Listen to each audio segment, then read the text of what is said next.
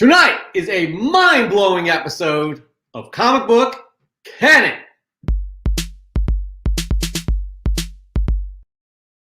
That is right. I said it. Tonight is a mind-blowing episode of Comic Book Canon, but we are not full of ourselves. It's going to be not a callback, but a call forward to one of our news stories. Again, stick around for that. But before we get into news, I want to bring in my partner in crime, my co-host, Christopher. Chris, how are you, buddy? Yes. Hanging out, man. It's Friday, my favorite day of the week. What's going on? Absolutely. I'm loving your T-shirt. Tribute to Chadwick. Absolutely. That's. There you go. You wear it proud, and I'm proud that you wear it. So, yes, big week, long week. I think we've all been there, had it, but we are here on a Friday night talking about what we love, comic books, and everything that relates to it. That is right. We have a big show tonight. Big show, Chris. But before we get into the show, we need to remind some people of one specific thing. What is that, Chris? Well, I think this week there's two specific things, but let's get into this specific thing first. Got it.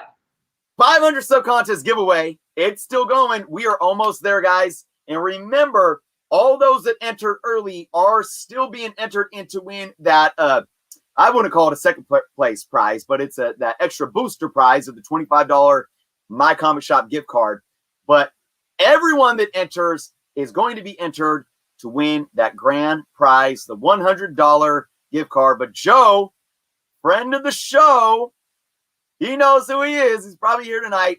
Donated another awesome book to add to the grand prize pot. Well, it was actually Dan. Yes. Friend of the show. Yep. This sweet Bronze Age book, Defenders number 10. That is right, at an 8.5. This is the classic storyline, Defenders versus Avengers. Dan, we cannot thank you enough, but we are giving this away for our 500th subscriber giveaway. So yes, the grand prize is this book right here, Defenders number 10, and a $100 gift certificate to mycomicshop.com from Joe G. Again, guys, we can't thank you guys enough. We appreciate you guys so much for supporting us, and we love that you love what we do, and we love doing it. So that's a lot of love going on, right, Chris? Absolutely. Yeah. Now, was there a second thing we had to remind people of? Yeah, that we got a special guest tonight, Regie Collects in the house. That is right. If you guys don't know Regie Collects, this man, I tell you what, he will dish the knowledge on his channel. On top of that, he has quite a collection of comic books. We will get into all of that in about 15 to 20 minutes after we finish the news. Happy to have him aboard, though. Super excited to have him join the show tonight. But speaking of the show, we have our first segment of the night. What is that, Chris? What do we normally talk about each and every week at the top of the show? Maybe some stuff that happened during the last 7 days. There you go. It's called the news, people. It's called the news. So we're going to get right into it right now. Chris has the first story. Chris, have at it. All right. So, yeah, breaking this morning, Superman reboot on the way from J.J. Abrams to Ta-Nehisi Coates. This is like, hey, when I heard this, I was excited right away. Here's what we know is coming down the pipeline. Warner Brothers did release the official statement that they're moving forward with this reboot. JJ is set to produce. Ta-Nehisi Coates is set to write. No mention of a director yet, but that's okay. Coates did mention, though, that the film will be a part of the DCEU in some extent. Now, I know it's been a mess with what DC's been saying. Oh, everything's connected and all this. So I'm taking that part with a bit of a grain of salt, but it seems like it's going to be connected to at least some of what we've seen before and some of the other characters. It is still unclear who's going to be playing Superman. Is it going to be Henry Cavill returning to the role? Is it going to go a completely new direction? Maybe a African-American black Superman? That was rumors that were being talked up today as well, but there's been no official announcement from anyone involved. So I would be very hesitant, if you're hearing anything about that. I know there's been a lot of talk about Michael B. Jordan was talking with, I think, J.J. Abrams himself in some time past saying, hey, I got this project for a black Superman. Look, I'm all good for something like that happening. I just think right now we want to report on what's factual next to what's rumors. So we'll see. I'm sure we'll get a lot more information regarding this over the next coming days. Yeah. Hey, again, we talk about the DCEU all the time. They have their track record has not proven to be reliable. Let's put it that way. And anything they also say in the media has not proven to be reliable because all of these executives contradict themselves. Their actions contradict themselves. So we'll see. Honestly, I like the people that are behind this. We'll see. But I also want the DCEU to start moving the needle and doing things for the DCEU so we can be just as excited about that universe as we are about the MCU. That's all I got to say about that. But Chris, I do have one thing I want to say. I want to say hello to everybody in the chat. And I really don't think that this comment, anybody's going to top this comment here from Pete Keel. Sometimes I slap my ass with track spikes. Thank you, Pete Keel. Thank you for joining. Doug Bratton, thanks for being here. Tricky Clicky, thanks for being here. Serge Henderson. Oh, God. Trying to dance to Michael Jackson here. Steve Bradley. Who else do we got? We got Matt Woods. We got Sid Lordley in the house. I know he's here. I can't find his comment, but I love that he's here because the dude knows Star Wars and he's a good person. And Joe G. I know Dan De La Torre is here. Oh, there he is. Classic battle, Thor vs. Hulk. Sorry, we got distracted. Back to the news. How about it, Chris? It's my turn, huh? Isn't that right? That's right. Yeah.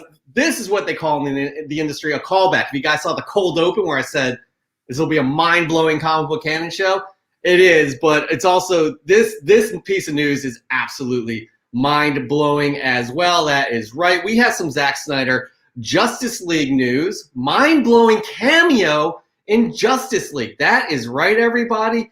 It's been reported by Vanity Fair. This is a revealing surprise detail about the finale of the film. Quote, Zack Snyder has reshot the ending with a hero cameo that will blow hardcore fans' minds. Mind-blowing. What could that possibly be? Well, guys, you're going to hear it here first. We have confirmation that it is our favorite comic book movie of all time. That's right.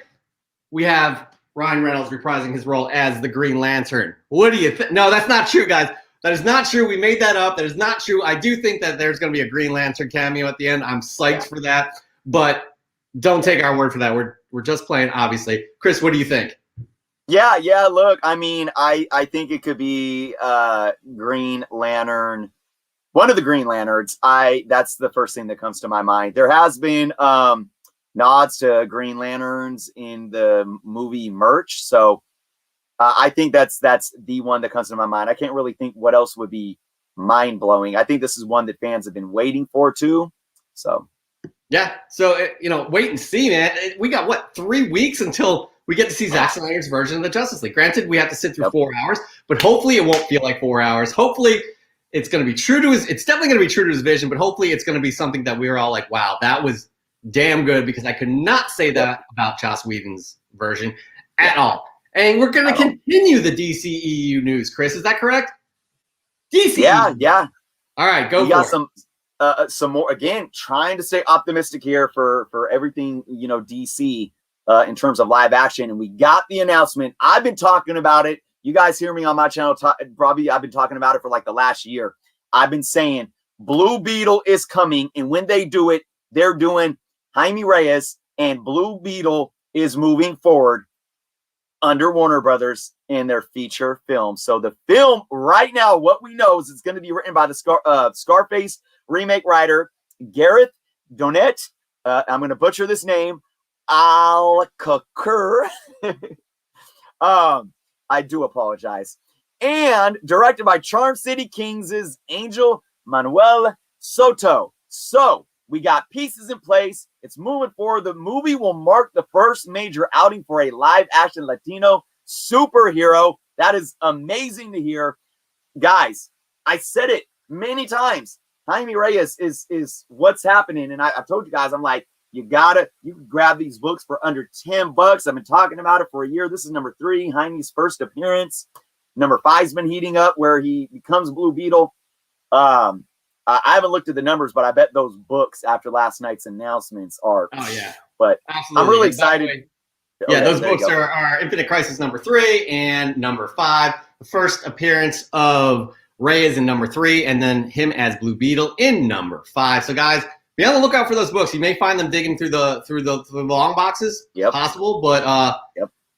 this is exciting because again, this is a fresh new character that most of the mainstream doesn't really know. It's also, you know, a fresh character in terms of diversity, and we've been talking about this for a long time now. I'm all about it. Again, this is a good thing for the DCEU, which usually Chris and I can't say much about, unfortunately, but we want to, just like this story right here. So we're rooting for you, DCEU. Come on, keep it moving, move that needle. All right. Absolutely. Speaking of moving the needle, we also got some we got some MCU news. That's right. It's not all DCEU this week. We got some interesting MCU news. The title for the new Spider-Man film, you guys all probably know about it by now. We're not breaking any news here. We get it, but it was quite interesting. We were getting trolled by the actors in from the film. We had Spider-Man Phone Home, we had Spider-Man Home Wrecker, we had Spider-Man Home Slice. Now these are all interesting. These are all fun, funny. I don't think anybody took these seriously. However, if you look closely at this is associated to Marvel. Okay, these actors did not come up with this. They didn't go into Photoshop and make them themselves. But if you look closely here, the colors absolutely resemble the same colors as not only Green Goblin, but also Mysterio. So keep that in mind. But the actual name of the film will be Spider-Man No Way Home. I'm cool with it, Chris. I'm absolutely cool with it. How do you feel? Yeah, it's a great name. Great name. I like what it's alluding to. The funny thing about the actors trolling, like you said, it's coming from Marvel. It's Marvel's ideas. They even did the little sneak peek kind of preview thing to the actual No Way Home announcement, with the actors coming out of the room, the conference room saying, "Oh man, they lied to us again. They gave you a wrong name. They gave me a wrong name." And at Marvel, whatever Marvel does, that there's something behind it. And those colors, and you see the official is the Spider-Man colors, the blue and red, but the fuchsia or type color, the green, and then the silver, it means something. And I even think the names possibly mean something. But I think the first obvious is like, oh, is it Green Goblin's coming? Green Goblin's coming. But this is Mysterio, and if you look at Mysterio's suit from Far From Home, these colors are spot on matching, even the silver within his armor. So this could mean that Mysterio is not dead.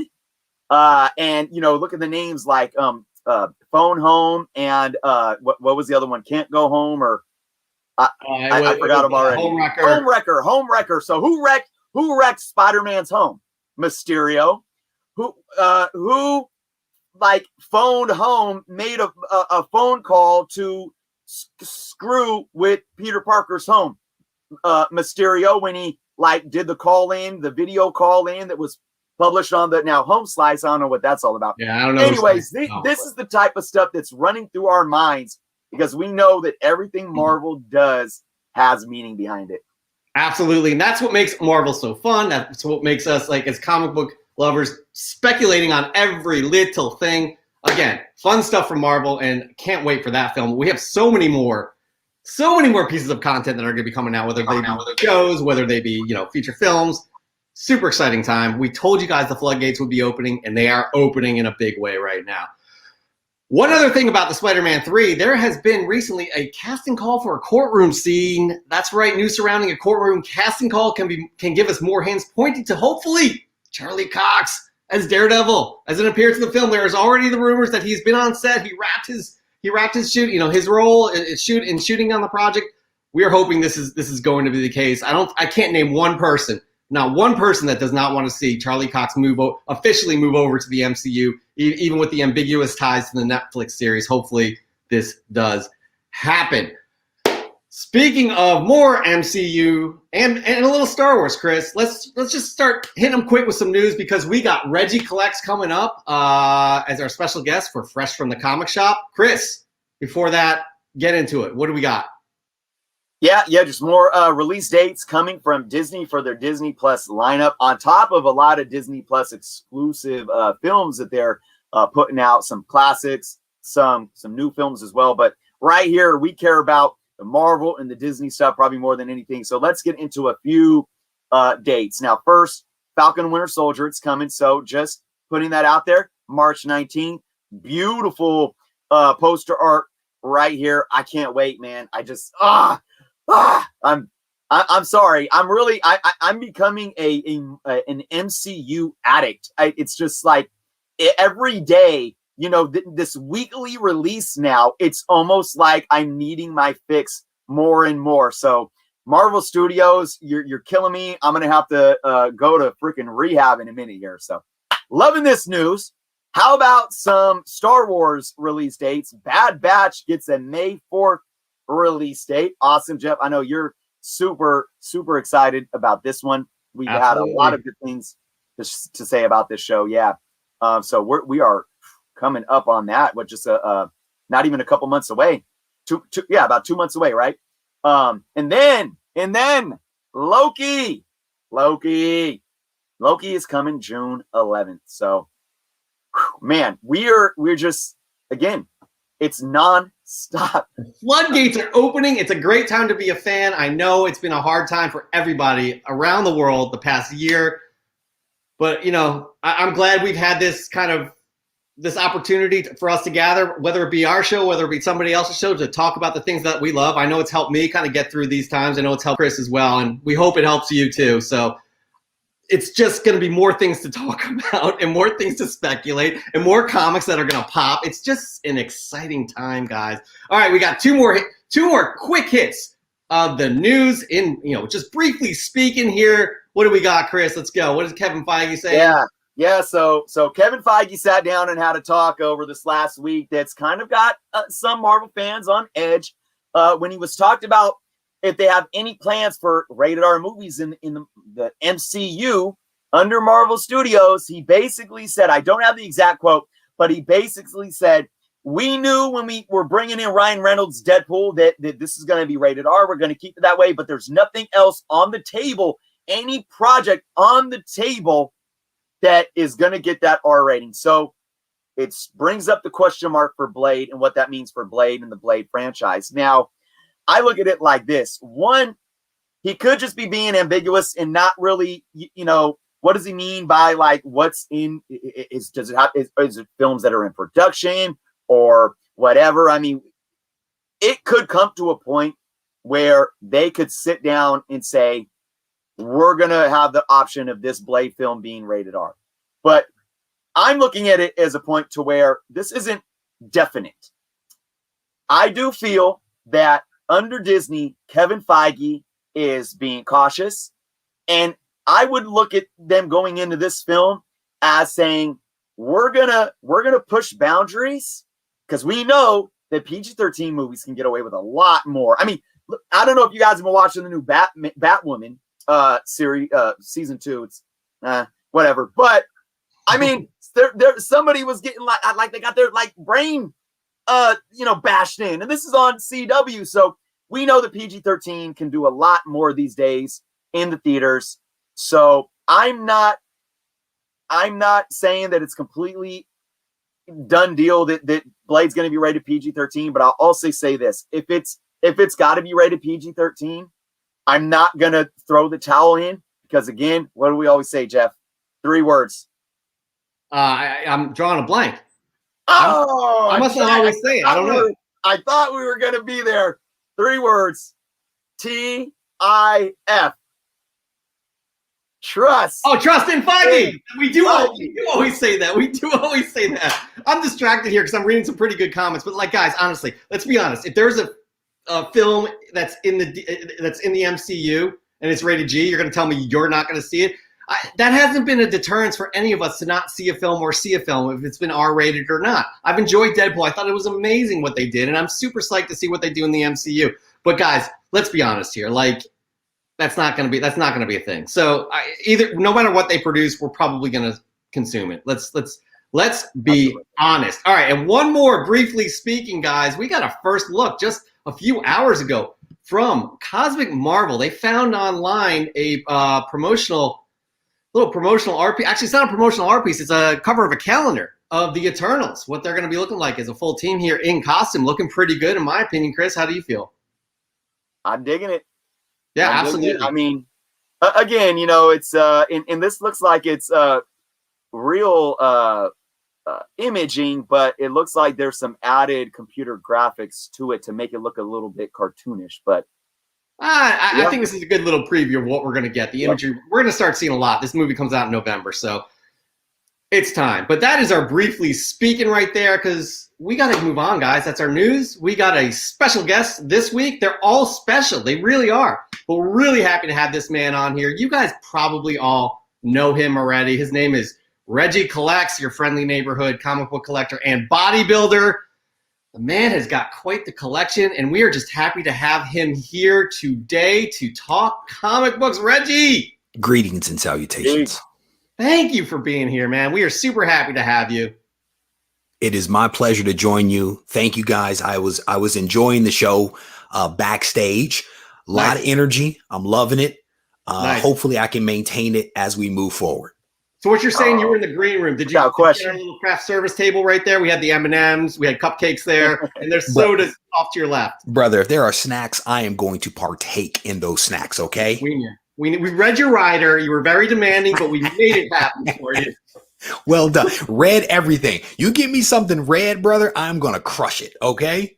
Okay, listen, I know you're from, and Chris, both you and Chris are from California. I'm an East Coast guy. I've lived in California. I'm going to throw this out here. It's a candy-related kind of a thing.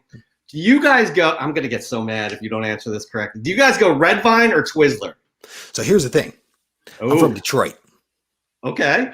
Red Vines are Detroit. What? They're from Detroit? No. I am from Detroit. Okay. People in Detroit prefer Red Vines. That's so weird. Twizzlers are plastic. Yeah. Oh my God. Chris, what's your answer here? I guess it's like plastic. What's your answer? Sorry. Honestly, I'm gonna spoil the party because I'm neither. I never really partake.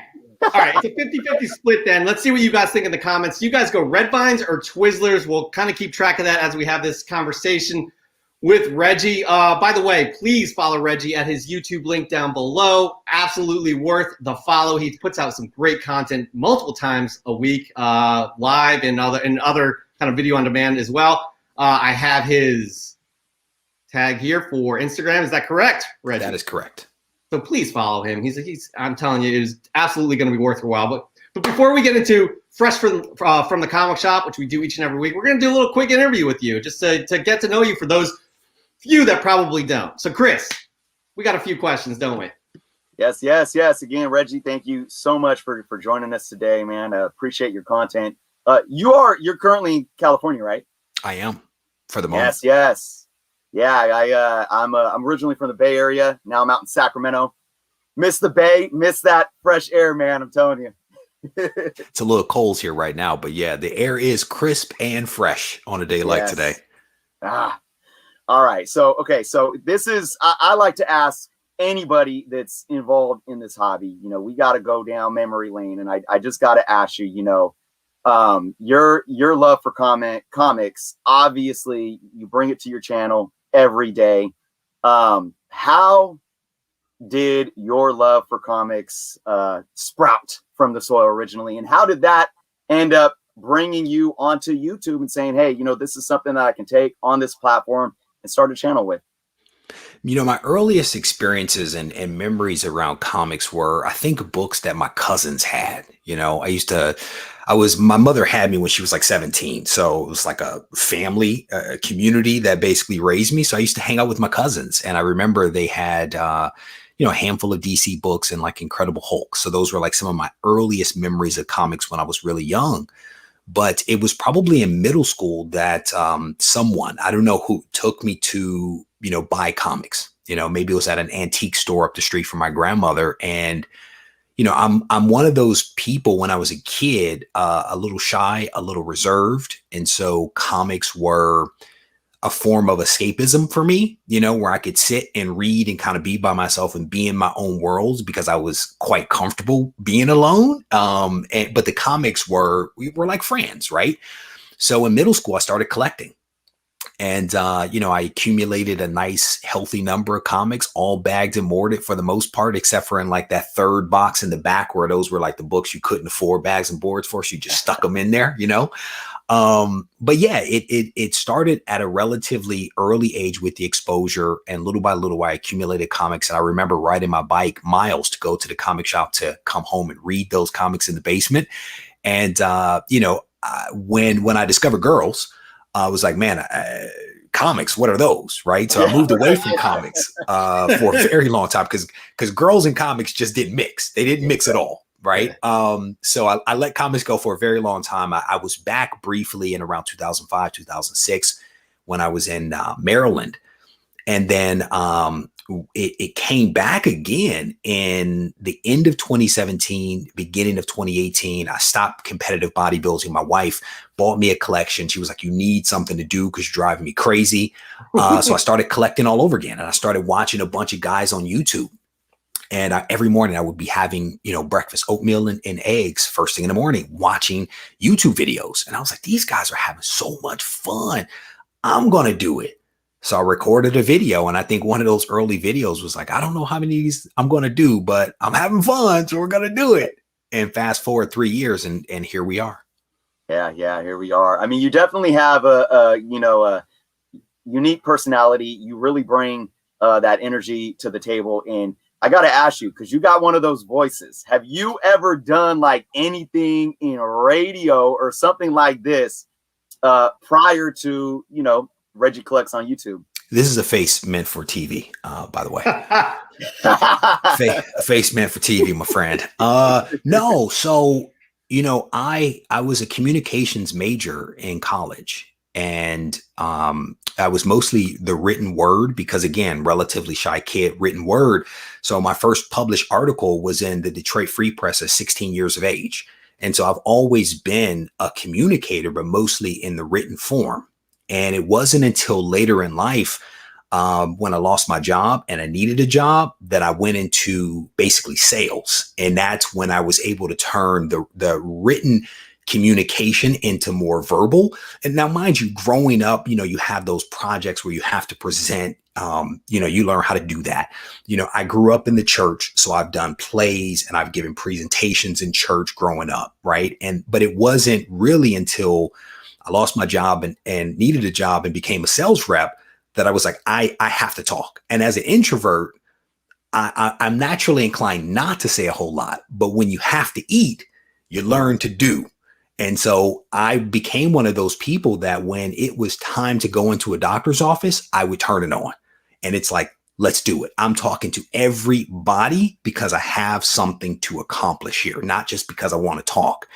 And, over time, it's like, when you stand on a stage for your job and you're presenting in front of 400, 500 people, even though it's not your thing, you want to do well. And you learn to perfect that craft. And so what I've done with the YouTube thing is taken all of those experiences from being able to write, being in college and learning how to structure a story, publishing articles, being in church and giving presentations. I've taken all of those skills over these years and brought them to YouTube, and for me, it's like, can I communicate something effectively to people so that they understand what it is that I'm talking about, but do it in a compelling way where they feel engaged. I want people, when I talk and when I present something, to appreciate like my enthusiasm for this thing. And I want to pull you in, you know what I'm saying? And I want people to have fun the same way that we read comics and we have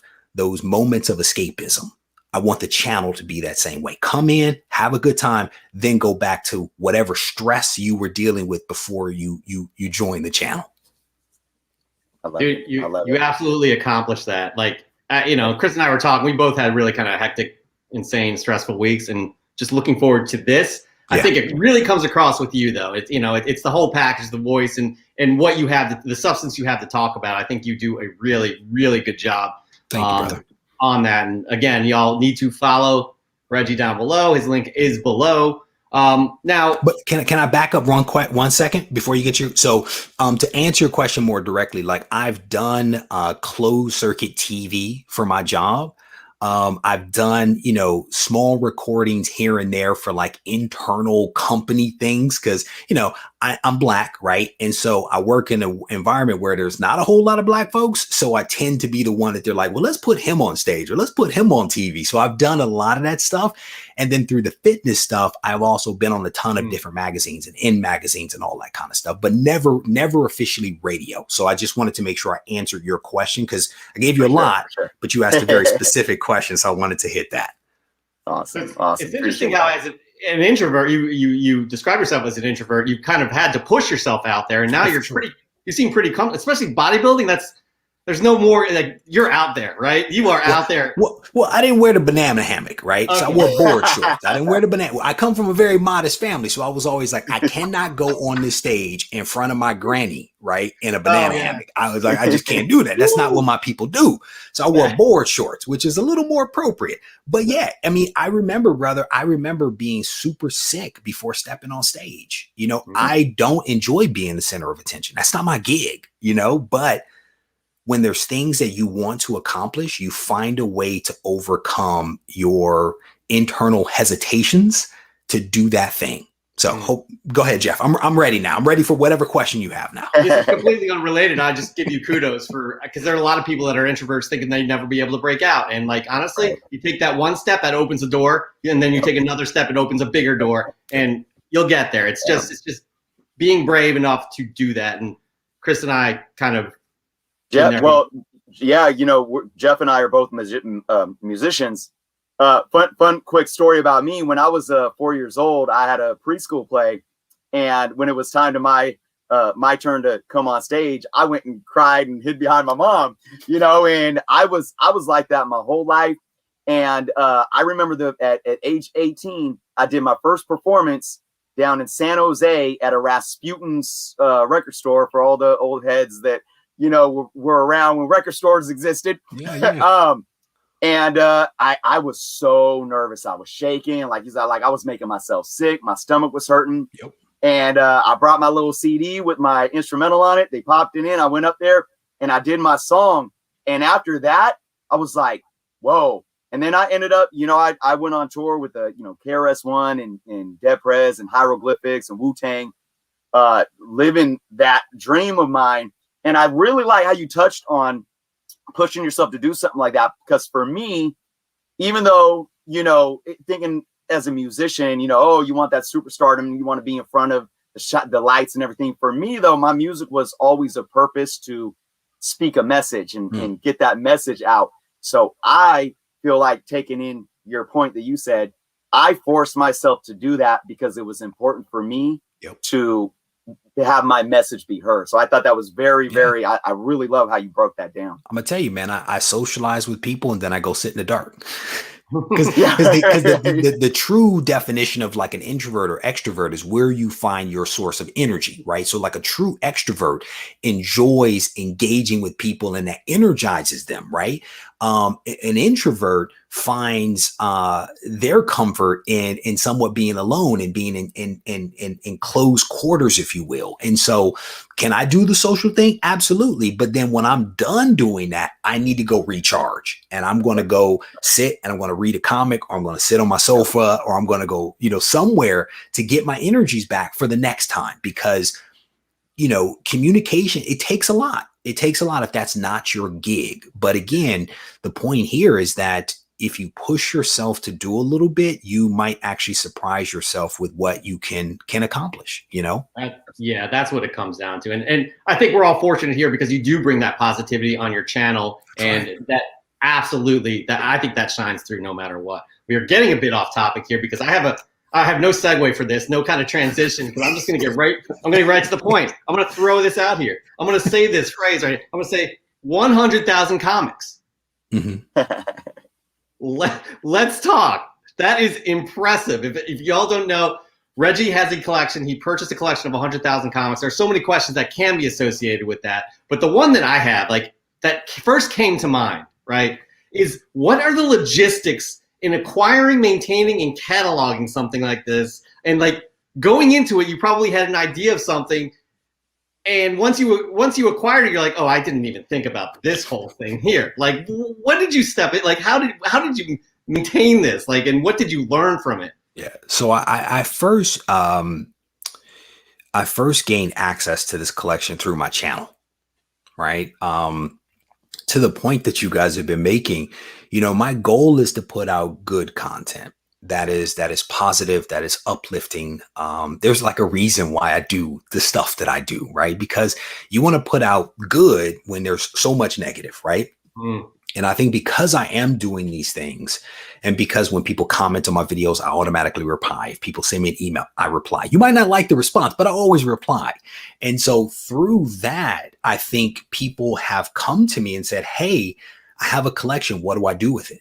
I have these books. I don't know what to do with them. Hey, can you help me out? Right. And so I had a collection that basically came to me. The family did not know what they wanted to do with the collection. They were like, hey, would you be willing to meet with us? So I went and met with them. And even before that, I gave them a lot of different ideas as to what they could do. I never thought about buying the collection, to be honest with you. It never even occurred to me. It was more like, how can I help you? What are you trying to accomplish? Let me see if I can help you, right? Download Key Collector app so you can know what you have in your collection. Start to catalog it so you know the things of value and the things not of value, so that when you decide what you want to do, which is to either sell it or keep it, right? So I'm telling them what to do to help them. And I think over time, the family began to appreciate that type of help. And at a certain point, it became a thing of, so we want you to have the collection. You can buy it from us. We'll hold it until you wrap your mind around whether you want it. Because I didn't know if I wanted it. I mean, it's a daunting task. When you go and you look at a collection this large, we are talking 30,000 pounds of comics. Oh my God. 400 long boxes in a storage unit that is 30 by 10. That's a lot of books, bruh. That's a lot of books, right? So you first have to wrap your mind around, like, this is more books than a comic shop has first. Then it's like, can I afford this? If I can afford it, how do I transport it? Where do I store it? And oh, by the way, I need to talk to my wife because she'll kill me for all of the aforementioned, right? So for more than a year, man, I just off and on, I would debate it. I was buying books out of the collections, kind of seeing what was in there and, buying books that I wanted. Again, never really saying, I'm going to buy this collection, And long story short, man, my wife was like, you should just buy it. And I was like, seriously? Yes, you should buy. My wife started looking up storage units.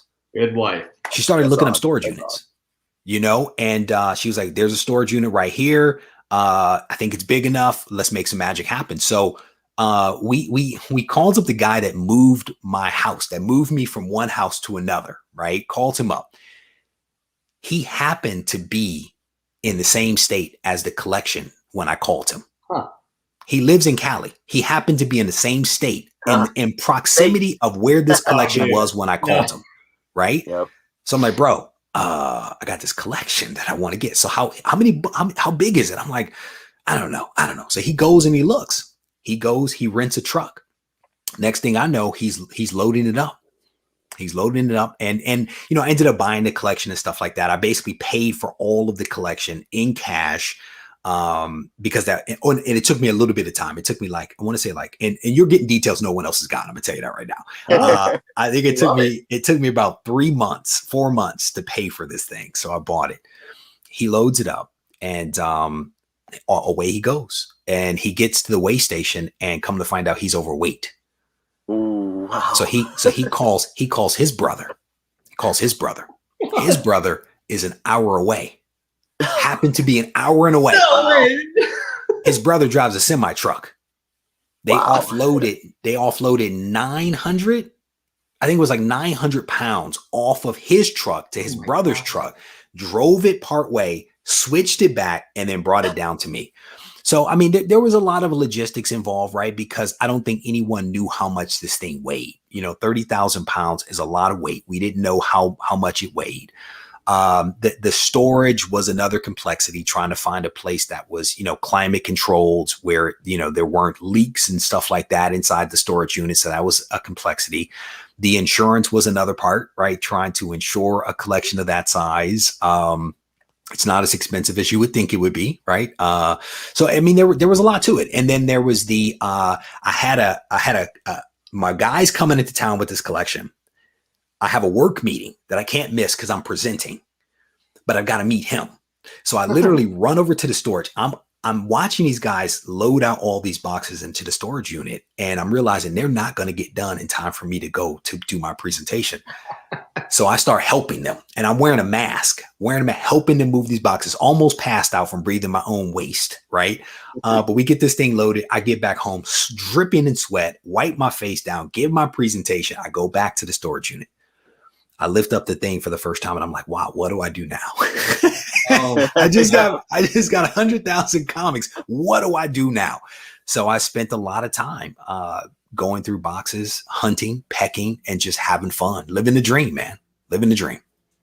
Listen, Wow.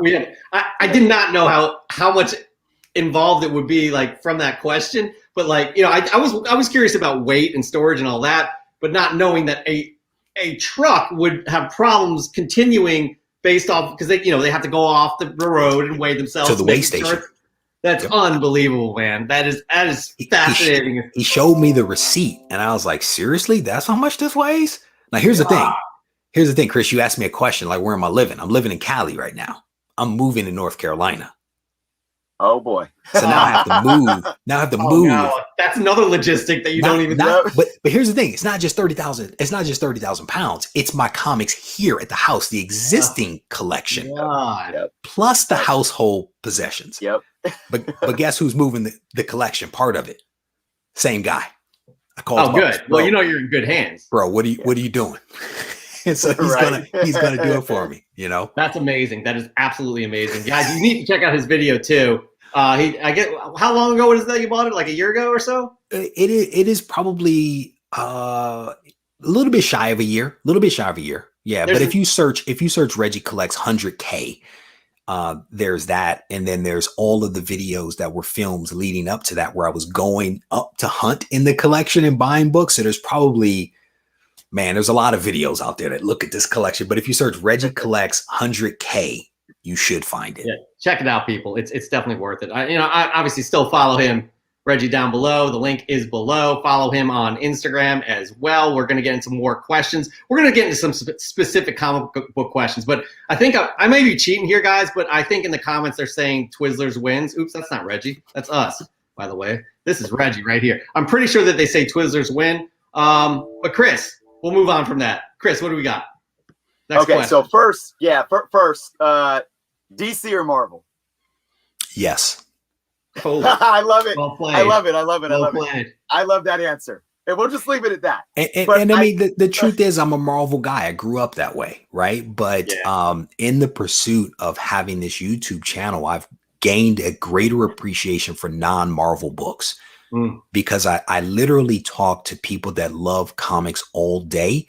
And you can't talk to people and say, no, I'm not interested in that. No, I don't care about that. You have to be, you know? And so as a result of that, I buy the stuff. I read the stuff. I'm like, this stuff is dope, you know? And the truth is, the collection that I bought, the 100K collection, a lot of it is DC. So I've grown to appreciate DC books. And so Marvel, DC, Independence, Image, I'll do it. I'll do it. I love it, man. That's the best answer. So I did bring that up, though, because there's been a lot of pushback on everything DC and what's been going on with AT&T and how they've been handling, the comic side of things, with the cutbacks, the layoffs, cutting titles. I've been very optimistic myself. We actually had a comic book store owner come on and share his opinion a few weeks back. I just wanted to ask you, really looking at first off, they really came out the gate with Future State, kind of setting this new tone, I think, and said from here on out, we're rebranding. They came out of it this month after Future State. They're returning titles, new branding on the covers and whatnot, new price stickers and whatnot. What are your thoughts in terms of what DC is currently doing, and how do you feel that's going to affect them negatively or positively in the near future, say over the next 2, 3 to 5 years? I think that DC needs to do a better job of communicating its intentions, right? Because in the absence of them telling people proactively what they're doing and why they're doing it, they are allowing other people to control the narrative. Right. And those people that are controlling the narrative do not have DC's best interests in mind. They are connecting dots that should not be connected for the purpose of views. They are running with a narrative that potentially is false and misleading, and they're doing it for the sake, again, of views. And so in the absence of information from DC, they allow this stuff to persist, and that's a problem. So DC, I don't know what DC's plan is. DC probably has a plan, but they need to communicate that to the fans to say, here's what we're doing and here's why we're doing it. Because in the absence of that, people are just making stuff up. You know, my hope is that DC is retooling itself to be stronger in the future. I think that AT&T itself is trying to retool so that it can be stronger in the future. Right. And, you know, if you think about it, I actually talked about this in lots of different videos. I just released something on Instagram yesterday where AT&T had a tremendous amount of debt, but AT&T was also communicating for a long period of time that they were trying to sell their direct TV division, which was essentially a weight around their neck. They're publicly saying we are trying to sell this thing because it is a weight around our neck, and they were struggling to sell it. They just reached a deal to form another company to spin off that direct TV division, which gets it off their balance sheet, which helps on the other side with like their profitability and that kind of stuff, right?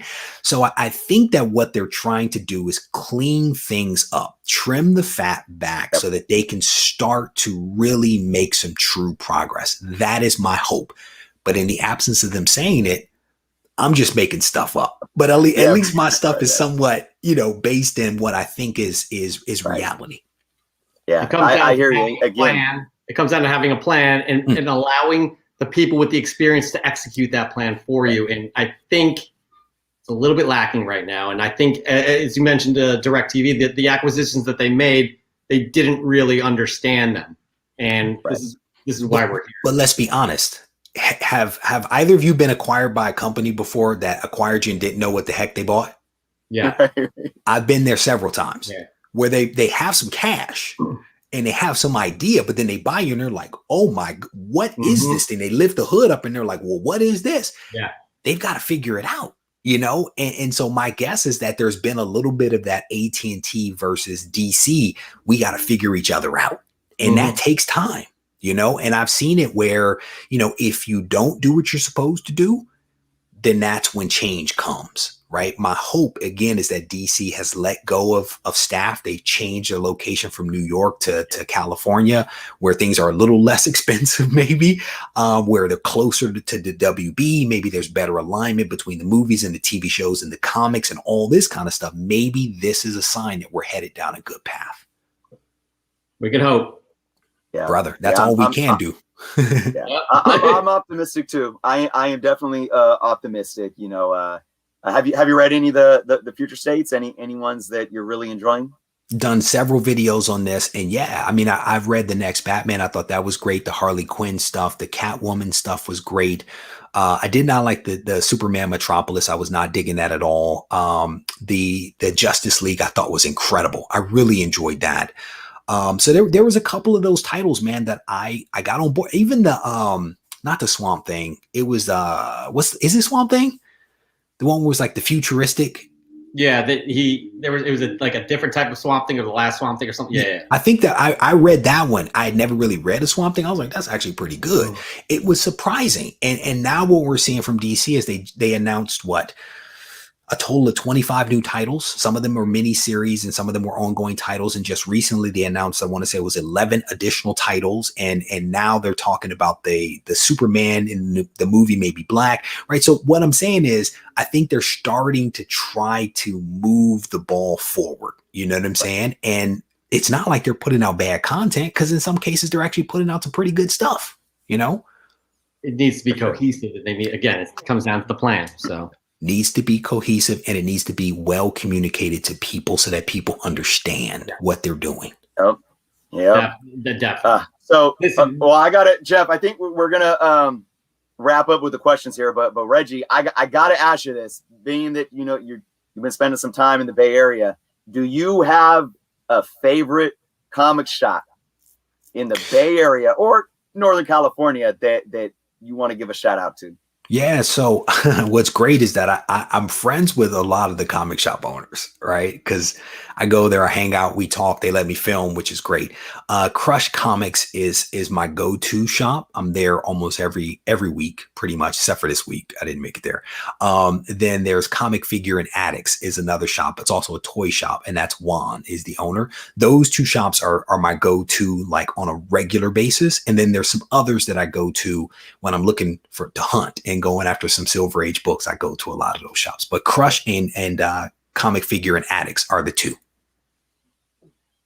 Good stuff. And that's by in San Francisco, correct? No, those are in the East Bay. I live in the East Bay, south of Oakland. So those two shops are in Castro Valley and Union City. That's where those two are located. There's a ton of great shops up there. I used to live in San Jose, and it's super impressed with what they had going on. Especially down where you were in the San Jose area. I used to go hunting down there at like Hijinks all the time with Neil, the owner over there, and Phil. His shop has changed a couple of times, but he has some amazing Silver Age books all behind the counter. So you have to go behind the counter to get the good stuff. Really good stores up there. But we're not talking about the Northwest stores here. We're so glad to be able to just talk to you about you and talk about what you're doing. But we also have you on for one more segment. All right. And this is a segment we do each and every week. And it is called Fresh from the Comic Shop. Fly from the Pressing Salon. That's a little play off of a Will Smith summertime song. Not many people get it though. So anyways, what we do here is we show off 5 books we picked up this week. They could be in your local comic book shop. They could be in your mail call. They could be in an AOK, what have you. They could be 50 years old. They could be less than 3 days old. But we want to share these books, and we want everybody in the comments to tell us what they picked up as well. And we want you guys to share with us each and every week what you've shared. We got a lot of friends here that have shown us this week what they've shared. So we're going to incorporate all of it. So Reggie, now you as the guest will be going first. It'll be kind of round robin style. And what I'm going to do is just bring your single shot up, and you're just going to show it to camera. Tell us all about it. So I'm going to give you guys an option. I'm going to throw you a curveball. Oh, here we by the way, this is the first time a guest has ever given us some sort of option that we can. This is exciting. Go ahead. I'm going to throw you a curveball. So I can either show you books that I picked up this week and last week, or I can show you the books that I'm going to be giving away on my channel for like the next month.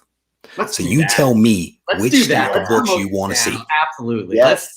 Let's do it. Let's do it. How many do you have? Because I want to make sure we all have an even number. I have a total of like 10 books right here, but only 4 are giveaway books. So I have 4 giveaways. I'll show off 4 books. All right. We'll do the 4 then. Yep.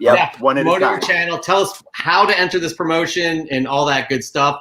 We're going to have you go right now. What do you got?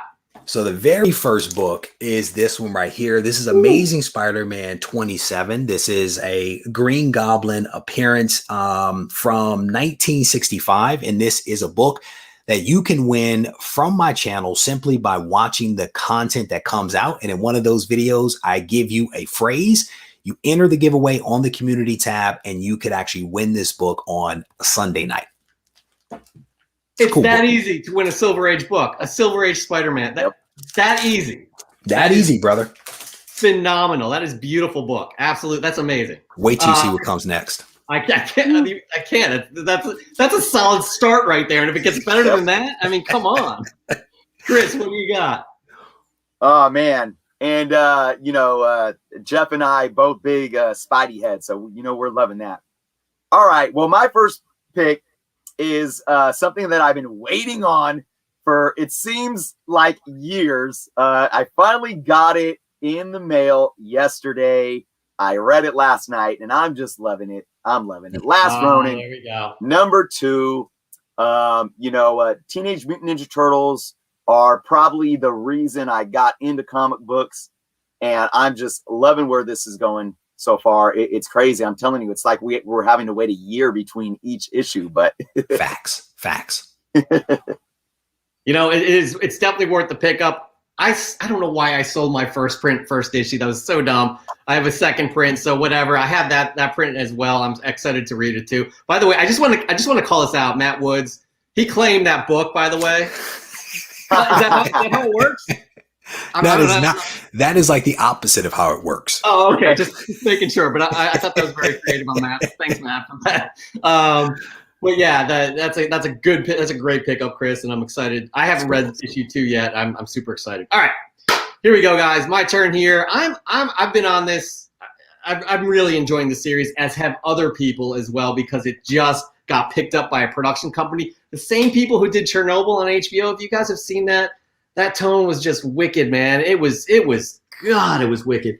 It's the Department of Truth number 6. This is an interesting cover. Usually they're more abstract, so I haven't read this issue yet. I just read 5 the other night. I'm trying to catch up on all of these books. Give me a break, guys. We're all busy here.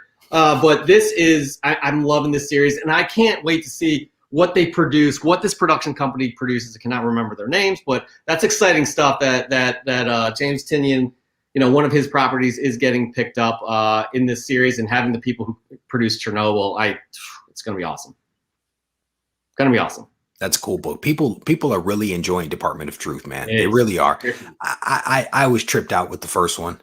I'm not a conspiracy theorist kind of person, so I was kind of like, what is happening right now, right? Just that last page. I don't want to give spoilers away. I was like, all right, now, because I was like questioning it up until that last page. I'm like, yes, okay, I love it, man. And as a spandex guy, I'm like, where's the spandex? Yeah, where's the superheroes? Come on, man. I'm leaning towards that way too, but man, it's just anyway. What do you got? I can't wait to see. Honestly, Chris and I need to just zip through hours just to see what Reggie's got here. I know, right? I think I got some good stuff. Explain how people can get this book in your hands. Yeah, so real quick, the way that you enter the giveaway is that in one of the videos that I release every single week, there is a phrase that is embedded.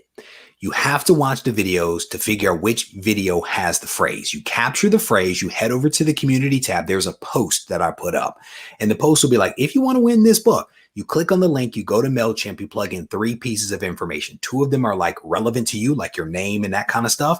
The third one is the phrase. You plug that in. On Sunday night on the Ready, Set, Go preview show, I basically do a random drawing and give the book away live. And then you don't have to be present to win, but it's cool if you are.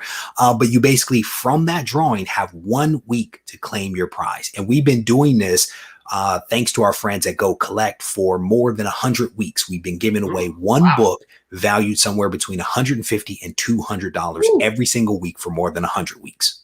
That's fantastic, man. That is fantastic. Let's just show the next book. Here's the next book. It is Iron Man and Submariner issue number 1. It is a 6.5 with off-white pages from 1968. I absolutely love this book. It predates both Submariner issue number 1 and also Iron Man number 1. And one of the cool things when you have all 3 books together, they all 3 have this little burst pattern that I absolutely love. So this is, again, another book that will be given away on the channel. Dude, that is another freaking great book. I am excited for whoever is going to win that. Could probably be me. Wait till you see the next one. Oh, here we go again. Before we get into our picks here, we want to share our audience. We got Comic Noob sharing with us here. It looks like he picked up all the variants of Wonder Woman, Future State Wonder Woman number 1, looking good. I love all those covers. I only have A and B, to be honest with you. I think that orange one at the top left is one of the variant ratios. I'm not sure which it is, but he picked up some nice books there, as well as some Spider-Man books. He had, obviously, you see the second print of Amazing Spider-Man 55, and another a ton of other books there. So Comic Noob, thank you so much. It's that simple, guys. Just tag us on Instagram. Tell us what you're picking up. We're going to share it with everybody watching the show. So we love doing that here on Fresh from the Comic Shop. Moving on, Chris, what is your second book of the week? Out of 4. Right. We're not doing 5 today, guys. We're doing 4. So, I mean, look, who needs Silver Age grails and keys when you have an X-Force number 1 with a Deadpool rookie card? There you go. There you go. I had to show it off. You know, funny thing, this was A-okay to me in a package that I got just a couple of days ago. from friend of the channel, Matthew over at Black Sheep Comics and Collectibles. He found, I did a video on it. He found, it looked like he took pictures and sent them over to me. Like he went into a house and went into some like attic space, and there was just books and boxes, books loose and crazy stuff everywhere. And he's like, man, I'm going to grab a few things and send them your way. And I'm like, oh man, I really appreciate it. So I have probably at least 5 of these copies, you know, from years back, from when I was a kid and whatnot, and finding them in the 50-cent bin, right? But I never got the Deadpool card. So that was really, really cool of him to send one over. Awesome that worked out that way. By the way, you know what's cool about doing this, you know, being on YouTube and talking with people, and you sometimes see the people that you watch in here. And Como Comic Books, I've watched you before, and Matt Woods, I respect you just as much, but I clicked on you by accident. Como Comic Books, Chris is retiring off of that Deadpool for Exports #1 with the Deadpool rookie. But Como Comics, thank you for joining us. I do watch your content. I believe Chris does as well. Super excited you're here. All right, moving on. Here's my second book, guys. I do a lot of dollar bin diving on the weekends to pass some time by here and there. And sometimes I find gold. Most of the time I do not. I'm not gonna say this is gold, but it was a nice pickup, especially with what's going to be happening in the Venom verse on screen. Sony, hopefully it'll tie into MCU in some possible way, shape, or form. But guys, this is Scream #1, Curse of Carnage, the Scotty Young variant. Got it for $1. It's, you know, Scream I think is going to be hot once she appears. I do believe she's appearing in There Will Be Carnage I don't even know when the release date is these days, guys. It changes a lot. But I'm happy with that find. I found it. I thought it was really. It's not in the best shape. You see some rub, some wear here and there, but why not? I picked it up. I was pretty happy with it. I do like the cover as well, so kind of excited about that. That is my second pickup. Killing those dollar bin finds. Yeah, man. It's so much fun. It really is. It's so much fun. If you got some time to kill, absolutely. But before we get into Reggie's next book, which we're all excitedly waiting on, I want to get into good friend of the channel, Dan De La Torre. Oh, love that book.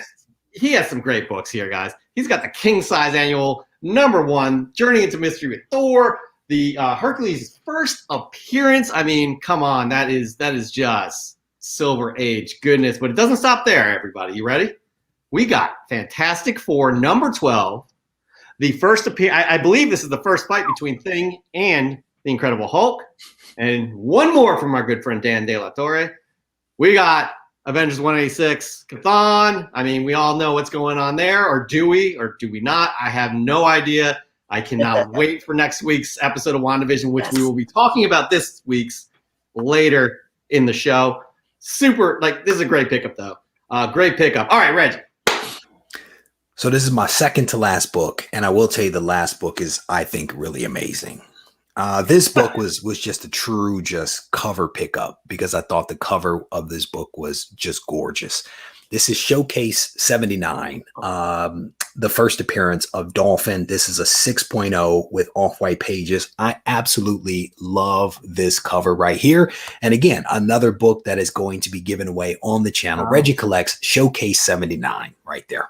Fantastic. Yeah. Oh, you are bringing it, honestly. You are bringing it. It's like shopping with free money, brother. It is, guys. It's that easy to join, in Reggie's contest here. Super easy. Please follow Reggie. His channel is below. Click on the link. Chris, you are up next.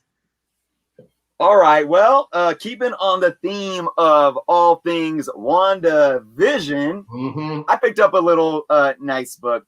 Funny thing is, I have a good, well, I wouldn't call it a good friend, a good seller that I bought from. Might as well call him a good friend. That put one up for sale right after I bought this in very fine near mint for the same price I got this. This is like a fine plus copy, so it's still decent. It is Avengers 113, nothing big and crazy, but hey, anything Wanda and Vision these days, is getting looked at. We see Vision dead. What's going on there? Is he dead? Is he not? But really awesome cover. It's out of the bag and board because I'm getting it ready for the press. Oh, nice. Yeah, I don't know, guys. I enjoy watching Nerdist, how they drop that. They go through all of the Easter eggs within every episode. There was an episode, I cannot remember what, but there were some numbers on a car somewhere, harkening back to that specific issue right there. So that's really cool to see, and it's cool to see that you have one in your hands. But we're going to talk about what I have in my hands right now. Not right now. Figured. Because I was like, you don't have anything. No, I know. I'm sorry for the confusion, everybody. But here we go. Guys, I am absolutely loving this series ever since last year. And the covers, they're epic. These covers are epic. It's the Scumbag from Image Comics, Rick Remender. Ooh. I love it, man. Ooh. I mean, look at this. It's just cinematic, that cover, that beautiful cover.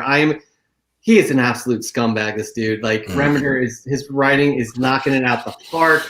It's a fun book, people. I can't recommend it enough for those of you who are of age to read it.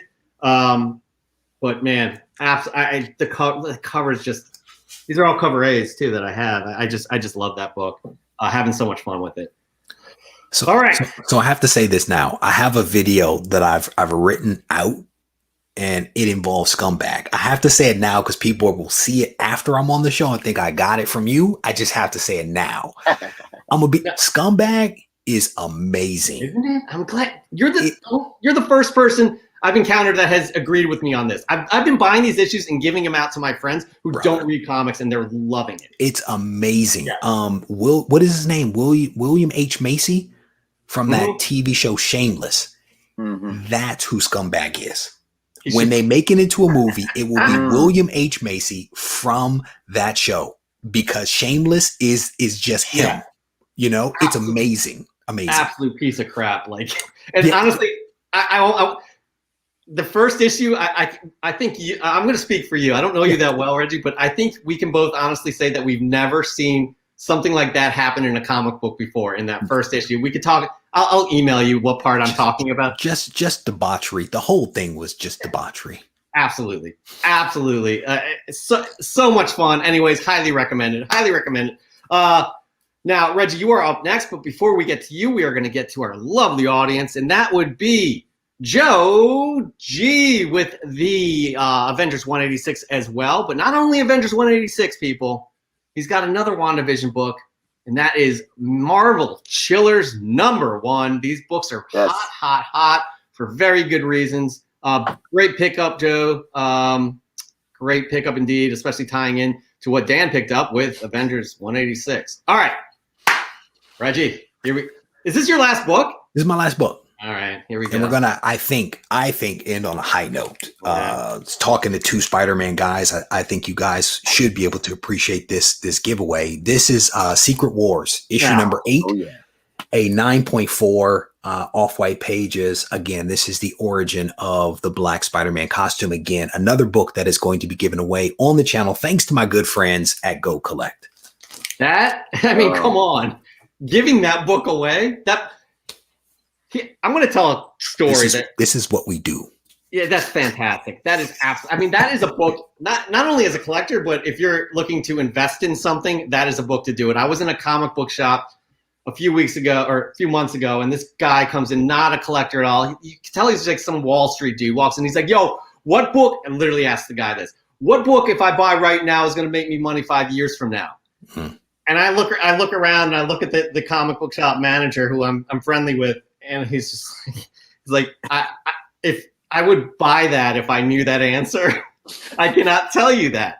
And I was like, so there was like some Neil Adams Batman that was like a 2.0, which was not a key book or anything.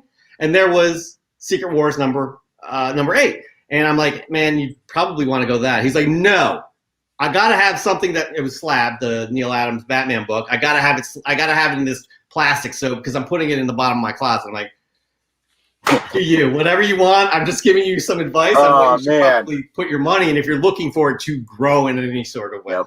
You should have been like, I got a couple of books for you, bro.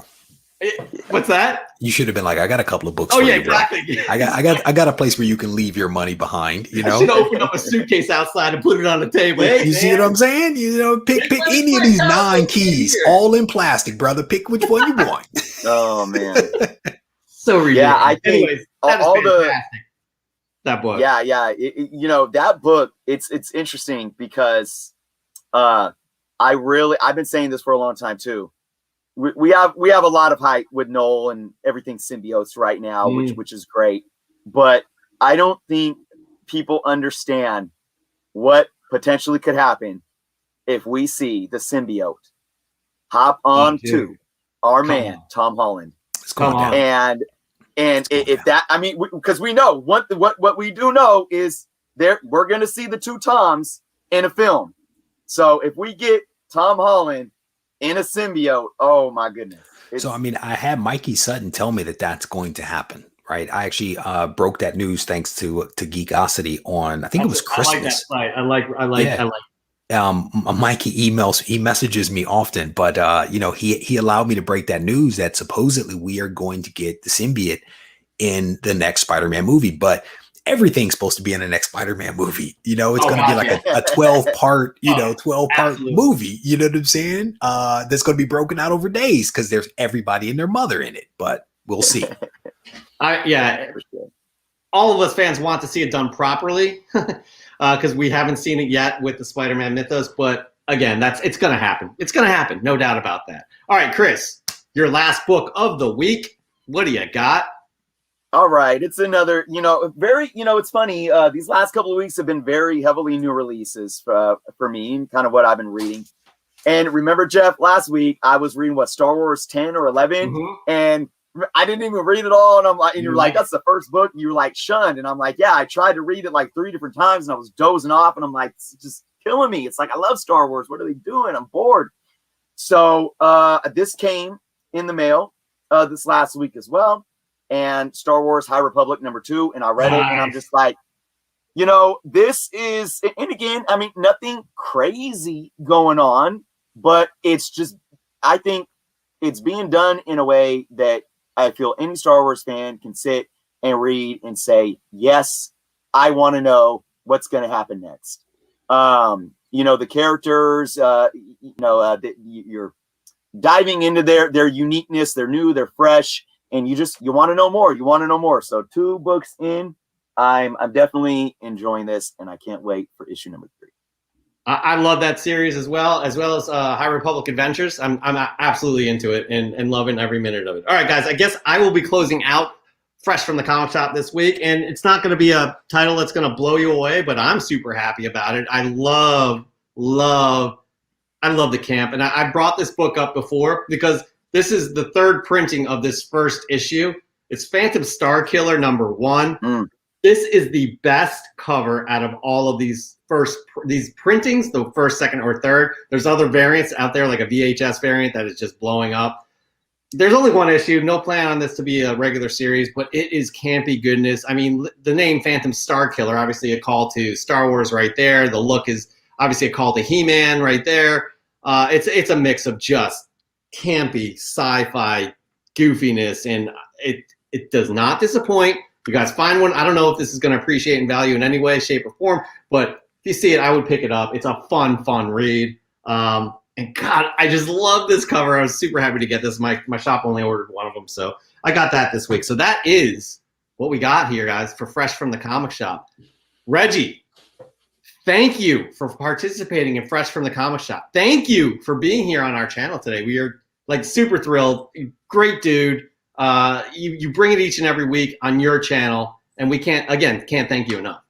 It was honestly a pleasure. Thank you guys for reaching out to me and giving me an opportunity to join you. I definitely enjoyed the questions and certainly enjoyed having an opportunity to share some books. That's something I've never actually done outside of like Patreon, where I've actually shown people what's coming. So thank you guys for giving me the opportunity to do something different. Absolutely. And again, anytime you're welcome to come back to share with what you're going to be giving away to your audience as well. So we do this next week? That's what I just heard. You just invited me on next week. Let's talk after the show. Well enjoy the refreshments we left over there in your craft service. Chris and I are super happy. Guys, please follow Reggie down there. Click the link below. You will not be disappointed. He's one of the good guys in this kind of community, one of the many good guys, and he really delivers. Also, follow Reggie on Instagram, Regie Collects, right there at Regie Collects. You will not be disappointed. Reggie, we will be in touch. Really happy to have you on here. We want you to take care, and I will be eagerly anticipating to see who is going to win those books. I'm super psyched for that. If one of you wins, it'll be like not good because people are going to think that it's like rigged. So I don't wish you luck on the giveaway, but I do wish you luck on the show and all that stuff. Okay. Appreciate that. Yeah, no, we'll make sure. Reggie. Thank you. We'll Good we'll luck bow out on gracefully. How about that? 30 tons of comic books. So no, for real though, safe, travels to you, man, and just big success to you moving forward, man. Keep doing the thing. You definitely inspire a lot of us in this community. So thank you both. Absolutely. Well. Take care. We'll talk soon. See ya. Oh man, that was awesome. Such a good dude. But our show is not over, Chris, is it? We have so much more to talk about, so much more to do here, guys. So much.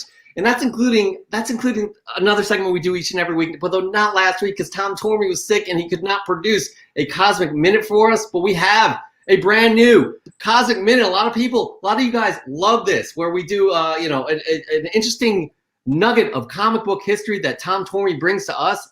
This is one of those ones that you're going to be like, I didn't even know that. It's about Hank Pym. Yes, Hank Pym, Ant-Man, Yellow Jacket. What else was Dr. Pym? All the goodness, and he's in the MCU now too, guys. This is an amazing one about. It's a serious issue though, domestic abuse, and how Hank Pym kind of fell into that in terms of the creatives coming up with it, which is actually the interesting story. So check it out, and we'll be back on the other side. Hi everybody, I'm Tom from Cosmic Comic History, and this is your Cosmic Minute. And today we're talking about one of Marvel's most controversial moments, and whether or not it happened on accident. By the 1980s, Hank Pym's run as an Avenger was less than memorable. He was always the first person knocked out and the least likely to save the day. In the pages of 1981's Avengers issue 213, Pym, operating under his Yellow Jacket monitor, is removed from the Avengers due to his reckless behavior. Pym returns to his lab to build a robot and prove to the Avengers that he is, in fact, worthy when his wife, Janet Van Dyne, the Wasp, approaches him to offer some words of encouragement. In his anger, Hank strikes Janet across the face and tells her to shut up. Decades later, the scene is still infamous. But was it written to be as violent as it was? The answer is no. Jim Shooter has stated in several interviews that the panel we saw is not the way it was written.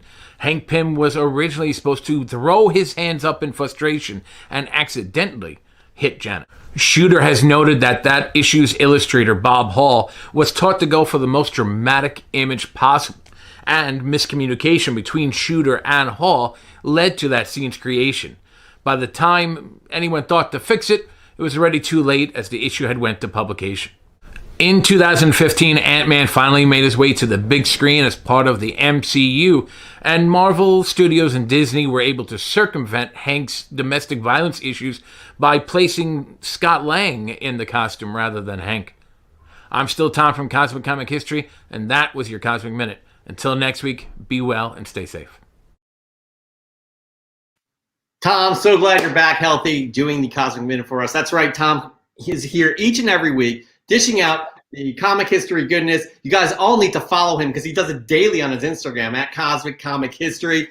He is worth the follow. I tell you, every time, 7 a.m. Eastern time, he is posting something new about some kind of comic book goodness history lesson you had no idea about. This one I did not know. And honestly, again, domestic violence, it's not something to make fun of at all. It's a serious issue.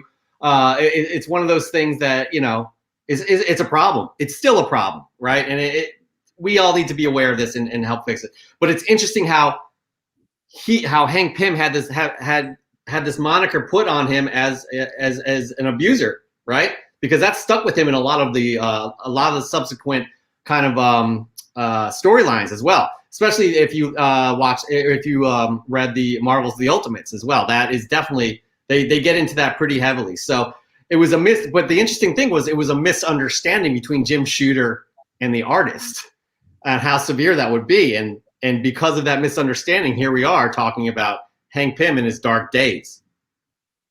Yeah, hey, maybe it happened for a reason, and it can shed light on this serious issue. You know, the one thing that I hope never happen is kids reading it, assuming that this superhero figure can get away with this and, oh, that's how I should act. But I think to your point, though, because it's stuck so much, that the creators involved with Marvel were able to bring it to light in a way that shed light on it being a serious issue, and how do we address something like this? Yeah, absolutely. Again, another stellar cosmic minute from Tom. We'll have a brand new one next week. Again, glad you are back and healthy, Tom. But right now, we're gonna get into a segment we do each and every week. You like how I introduce every segment like that? We do one each and every week. But right now, we're doing one, and this is what we call it: the top 10 hottest comics of the week, based off of Cover Price's data. That's right, data, not speculation. Data. Cover Price releases their top 10 list on Mondays. We are a live Friday show. We dive into that top 10 list, but we do something a little different, where Chris dives into his top 3 most interesting picks of the week. And you know what, Chris, we're just going to get right into it. I'm going to be very clear. I'm going to read these slowly so everybody understands what we have going on here this week. All right? Here we go. Here we go. There we go. There is the list right there. And I need to scroll up because I'm not prepared. All right, at number 10 is the Department of Truth. Number 1, this is the Frizzen cover B. This is a series I was talking about earlier. I picked up issue 6. I'm up to issue 5 reading it. It's fantastic, and it just got picked up by a production company. Doesn't mean it's going to be greenlit, but it's looking pretty good because that production company produced Chernobyl. At number 9 is the Department of Truth, the A cover A. At number 8, who would have ever thought this? X-Force number 1 with the Deadpool trading card. Oh my God, we live in an interesting day and age. At number 7, we have Marvel Spotlight. Number 4, the first appearance of the Darkhold. Everybody's speculating that is what we see in WandaVision. At number 6, that's right, number 6, we have Fantastic Four 185, the first appearance of Nicholas Scratch. Everybody saw that Agatha's bunny is named Scratch. Nicholas Scratch is actually Agnes's son in the comic books. At number 5, we have Captain Marvel. Number 1. This is a giant-sized Captain Marvel number 1, her first solo book. Taskmaster number 3 is the first appearance of Taeguchi, a brand new Korean superhero. At number 3, we have Spawn number 1. There was only one cover. No, there were many covers back then. At number 2, we have Black Cotton number 1.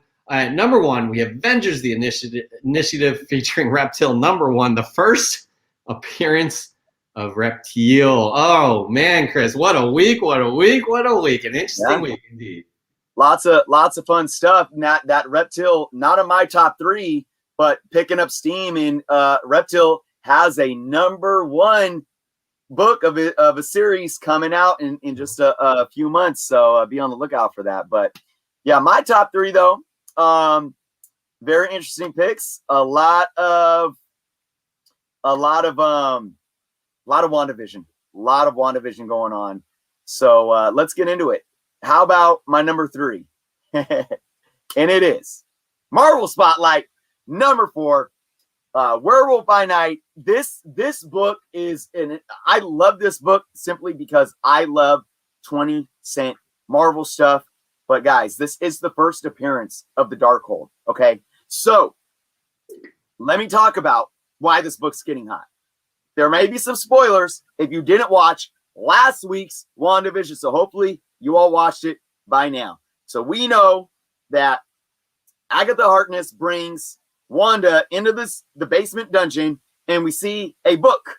We see a book in the dungeon, and everyone is assuming it's the Darkhold. Now, we don't know that. There's actually other mystic or dark magic books in the Marvel universe that this book could be. Cover Price, love them to death. They did notate that the episode 7 reveal was the Darkhold.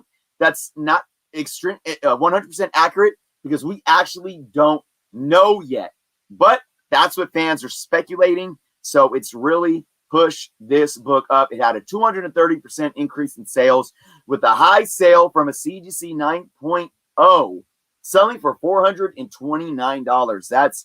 That is solid. So look, we saw the Darkhold in Agents of S.H.I.E.L.D., which was loosely tied to the MCU. So that makes me question, is Kevin Feige going to bring that book into the MCU when we've already had that going on the last few years in the loosely tied in Agents of S.H.I.E.L.D. that we know that Kevin Feige doesn't really want to pay much attention to at this point?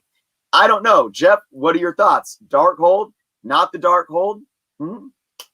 Right now, my thoughts are I'm having problems putting myself back in, and I don't know. It was really annoying. I'm sorry, guys. What do I think, Darkhold or not Darkhold? I'll tell you what. What I do think is Kevin Feige is not going to shy away from anything that was done on Marvel TV if it was popular, right? Because there was a lot of things that were done right on Marvel TV. Agents of S.H.I.E.L.D. was up and down, peaks and valleys, and that there's some great things about Agents of S.H.I.E.L.D. There were not so great things about Agents of S.H.I.E.L.D. There's some amazing things about the Netflix shows, not so amazing things about the Netflix shows. Now, again, I'm not sure if this is the Darkhold. I'm not sure if it has any connection to the Darkhold, but I will say, do not limit ourselves as saying, oh, that was on Marvel TV. It will never be in the MCU, because that is not the case. We haven't seen it yet.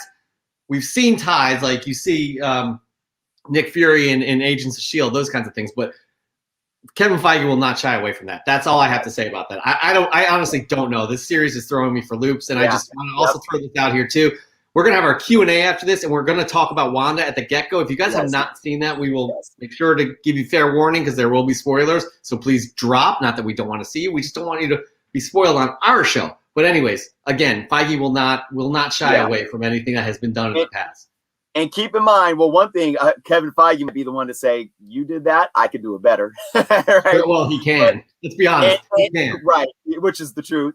And we know that I do believe it was Wong who mentioned the Darkhold to Doctor Strange in the Doctor Strange movie, and that the book was missing. There's been these little crossovers there, and there have been the creators of each of the shows, and not so much the films, but saying this is tied into the MCU.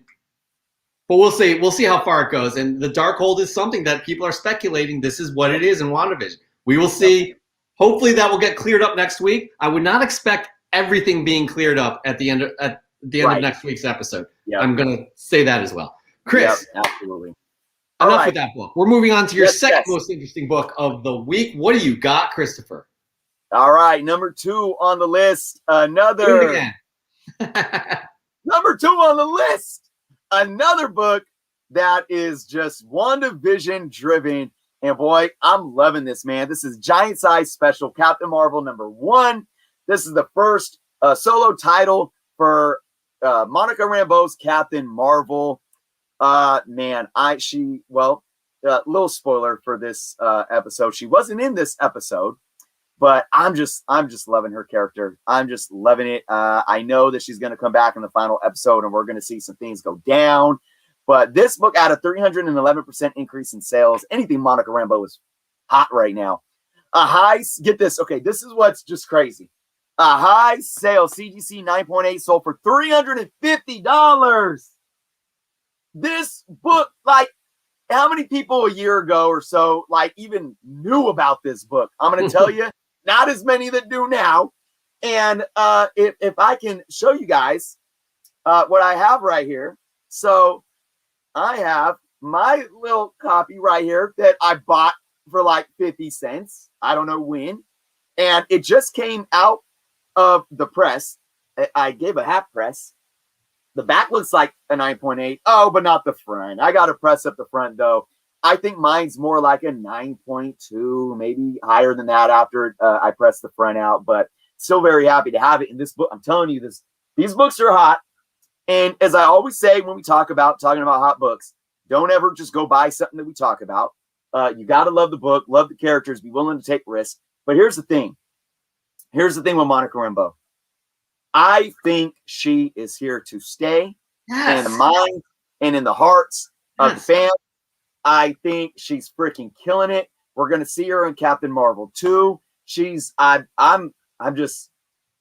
literally, like, let me just say this. Like, I can literally, as much as I love WandaVision, I can literally like replay her scenes and just like be like, this is excellent.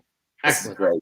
Hey, we don't normally do this. We're going off track here, but I have to say I like this question from Cali Comics. Where do you guys stand on the Spectrum or Photon situation? I want to tell you guys where I stand. I think it's Spectrum. I think she will be called Spectrum. Her mom was called Photon. Okay. Yep. But here's a disclaimer. Maybe it's as an ode to her mom, she would be called Photon. But I think Spectrum is a stronger possibility than Photon. Chris, your thoughts? I absolutely agree, and I agree 120% with what you just said. Same thing. I believe it's Spectrum, but they could say, oh well, your mom was Photon, we're going to call you Photon. I don't think that's it, and I think that the way again Marvel set it up and is they're allowing us to think these things is on purpose, and it's so great. But yeah, I definitely think it's Spectrum, and what I also think is that there's going to be something going on. There's going to be something going on where she may even pick up a Captain Marvel mantle somewhere down the line. But keep in mind, even Captain Marvel wasn't called Captain Marvel in the Captain Marvel film, and we didn't get her name until Endgame. So, I think, look, there's something unsaid going on between Monica Rambeau and Carol Danvers that we don't know about. And I'm thinking, I'm going long shot here. Definitely. Long shot. Rogue is gonna take Captain Marvel's powers in Captain Marvel 2, and Spectrum, Monica Rambeau, is gonna take the Captain Marvel mantle. There's a reason. There's a reason why they keep calling her Captain in WandaVision. I agree. Here's one thing I want to be careful of here. Simply Chelix. I was stubborn not wanting to give into the hype and figured I'd wait to binge the whole season after it ended, but I don't know. Now I'm rethinking. We're going to try and keep any spoilers to a minimum for you. Apologies. Okay. That's all we have to say about that. No more WandaVision talk until after the top 10 hottest comics of the week, because we have one more that Chris is diving into. Chris, what is that book? Let us know. I think wasn't there another WandaVision book that I could have picked on this list? But my number one book, I don't have this book, and I want to get this book. I want to read it for myself, and I want my son to read it. Black Cotton, number 1. This is Scout Comics. This was number 2 on the list, but my number 1 pick. So get this. Cover Price calls this book, quote, a very thoughtful and provocative book that earned its place on this list for simply being a great read. I love that. To all of you that say, nobody even reads comic books anymore. Yeah, get out of here, man. Get out of here. This is a beautiful thing. Now, I'm going to tell you guys the synopsis of this storyline, okay? I'm going to read it. Set in an alternative reality where the social order of white and black is reversed. An elitist family, the Coltons, are rocked by a tragic shooting that begins to unravel long-standing family secrets that can not only destroy the family, but also divide the fragile social climate of the world. Wow. Who said comic books were just about guys in spandex? Look, I have biracial children, and I'm just very interested in seeing what this book has to offer in painting a picture of saying, what would it be like to walk in their shoes? And that's serious for me, because being part of a biracial family, I experience the things that a lot of other people have the privilege to not experience simply because their skin color. And my son, my oldest son, he loves comic books. He's reading a lot of comic books, and he's been saying, I want to read some stuff other than superhero stuff. I got him Something's Killing the Children, got him some other things as well. But I think this really is something that can speak to him, is somebody that is, mixed race, biracial, who has experienced racism and bullying because of race firsthand himself. And so this is something I'm telling you guys, after the show, I'm going to go get on Amazon and my comic shop, and I'm going to look anywhere to try to find where I can find this book, and I'm going to buy a copy for myself and my son. I can't wait to read this. Yeah, absolutely. Guys, I don't know what's wrong with me today. It absolutely sounds interesting. I like how it turns things around, and we're living in an interesting day and age where things like this absolutely need to be talked about, whether it be on TV, whether it be in films or comic books. And it's important to talk about these things. I just had this conversation with my 5-year-old daughter today, not to judge people by the way they look, their religion, or how they think, or it's how they act, who they are as a person. And when it comes down to it, that's what it's about. And when she gets older, I'll have her understand about people who have been treated unfairly and why. So it's an interesting topic turned around, and I appreciate that as well. And I would like to read reading that book. So that is our top 10 hottest comics of the week. We will have a new list next week. But right now, this is Q&A, guys. But also, this is our WandaVision talk. Y'all haven't seen this episode today? I'm gonna relax. Leave. We don't want you to leave, but we understand if you do, because we don't want to spoil anything for you guys. I've seen some people say that this episode, they didn't like it so much, right? And I was just blown away. They thought nothing happened in this episode. I'm blown away. Like, I know why it's being said, right? I know why they think that. Because Monica wasn't in it. Well, time out. Let's wait for people to leave who haven't seen it, guys. We're gonna warn you one more time. And I'm gonna talk in general about this episode, Chris. And in general, we're gonna say things that, like, I have seen online, people saying that they thought it was lame, and I'm like, are you crazy? This episode had so much going into it, but it also showed so much context of who the character of Wanda was, where she came from, and why she's doing the things she's doing. Like, come on, guys. All right, this is your last warning. Last warning. Leave now, or we will start spoiling WandaVision. We don't want you to leave, but we understand if you need to. Thank you. Anyways, all right, so Chris, let's just get into it. I'm going to show something right now, Chris. Let's do it. I'm just going to show it. Guys, this is what I'm going to show. And I hope you all know that there's an end credits scene, by the way. Yep. Boom. Boom. Let that sit there, guys. Just look at it. Feel it and love it. I don't want to look at it because I don't own it. Here's the story, guys. John Byrne, I've mentioned this a few times. I don't talk about it enough. John Byrne is probably my favorite artist, okay? West Coast Avengers is what got me started collecting on a monthly basis and become an avid comic book collector. West Coast Avengers.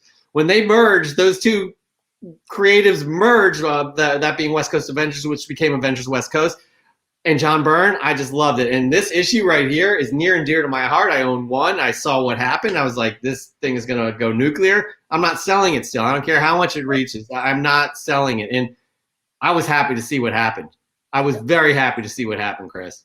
Okay, so I'm going to give the viewers a little bit. So Jeff, I was telling you about this earlier.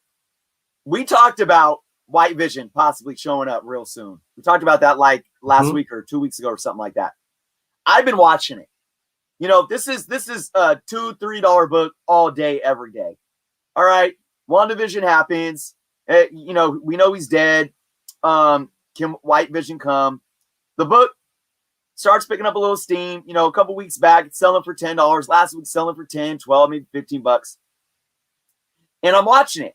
So I stay up last night, and I noticed, I'm the West Coast, so I checked it like about 12:50, 12:45 Eastern time, right?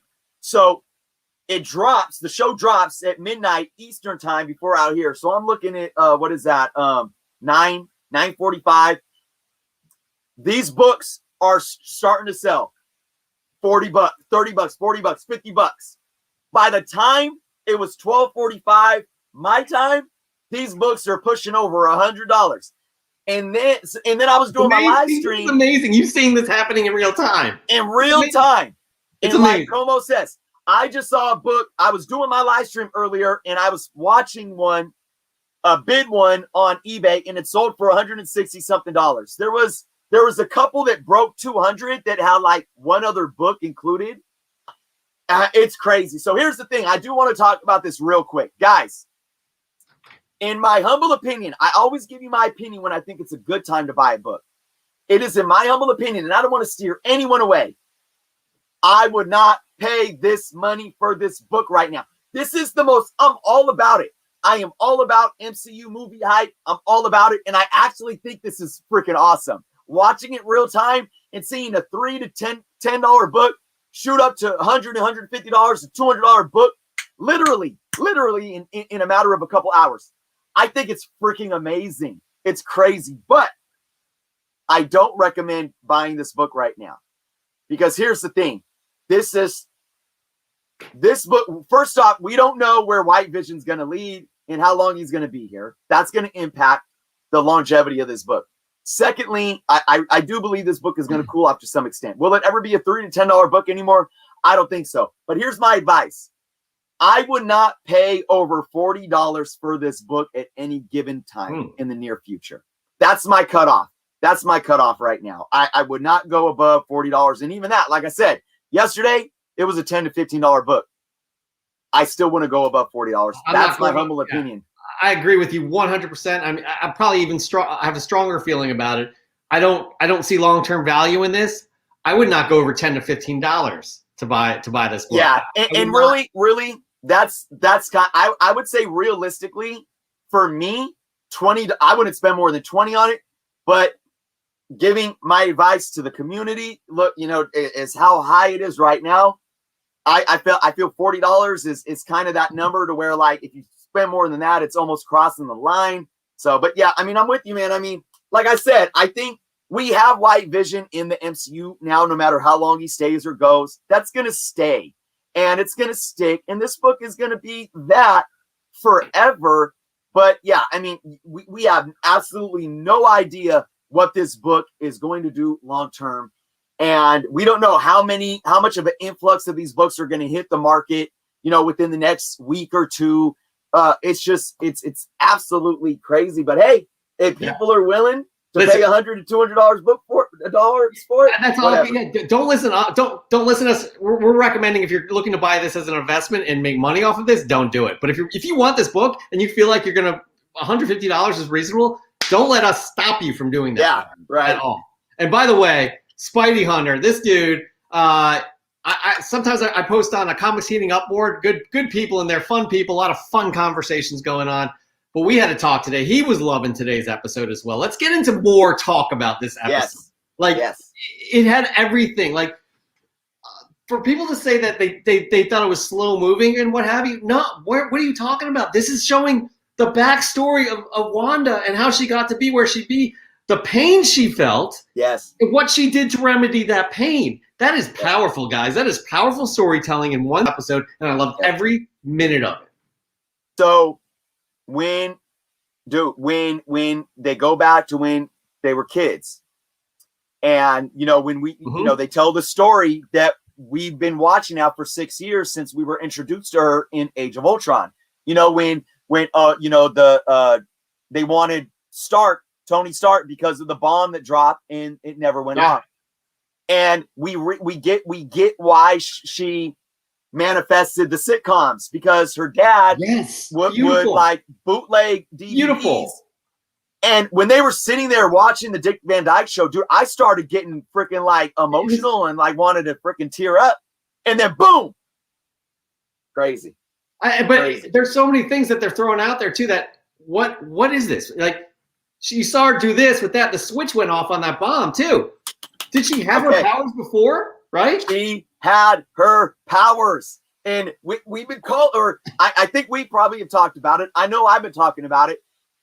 Regardless if they're saying that they're mutants, dude, this tells me this is definitive that she had her powers. Yes, no matter what, if she's a mutant or not, she had her powers before. Exactly. They cut it off before the really Infinity Stone. They cut it off to the next point of, I guess you see, adult Wanda there. Oh my God! And then the Mind Stone, how she incorporated with her, and kind of, I guess maybe that enhanced her powers or whatever. Yeah, I thought that was the way that she brought the Vision back, because it was a part of her. Yes, I thought that was where they were going until we see what happens at the end. I don't know, man. But there's so many ways to go. You're not. It could still be that though, to an extent. But so back to like her Time own out. powers. Talking about that scene too, Cuomo brings a good point up. You caught the Scarlet Witch outline. That was so cool. They made, I mean, even though it was an outline, they made it look so cool. How this silhouette is flying. It was her. It was absolutely her. Oh, it was fantastic. Okay, so let's focus back on the. By the way, we don't have an organized talk, everybody, and maybe we should do this for the finale, Chris. Is have the pin notes because we're all over the place, but we want to hear what you guys think as well too. Okay, so we're staying now when she's a kid and in the power, right? But remember, then we see her being tested on by Hydra with the Loki staff, with the Mind Stone. So they said every other volunteer didn't survive when they touched it. So we were shown that Wanda has her powers. Well, is she a witch? Is she a mutant? What is it? Well, maybe she's just a witch. Okay.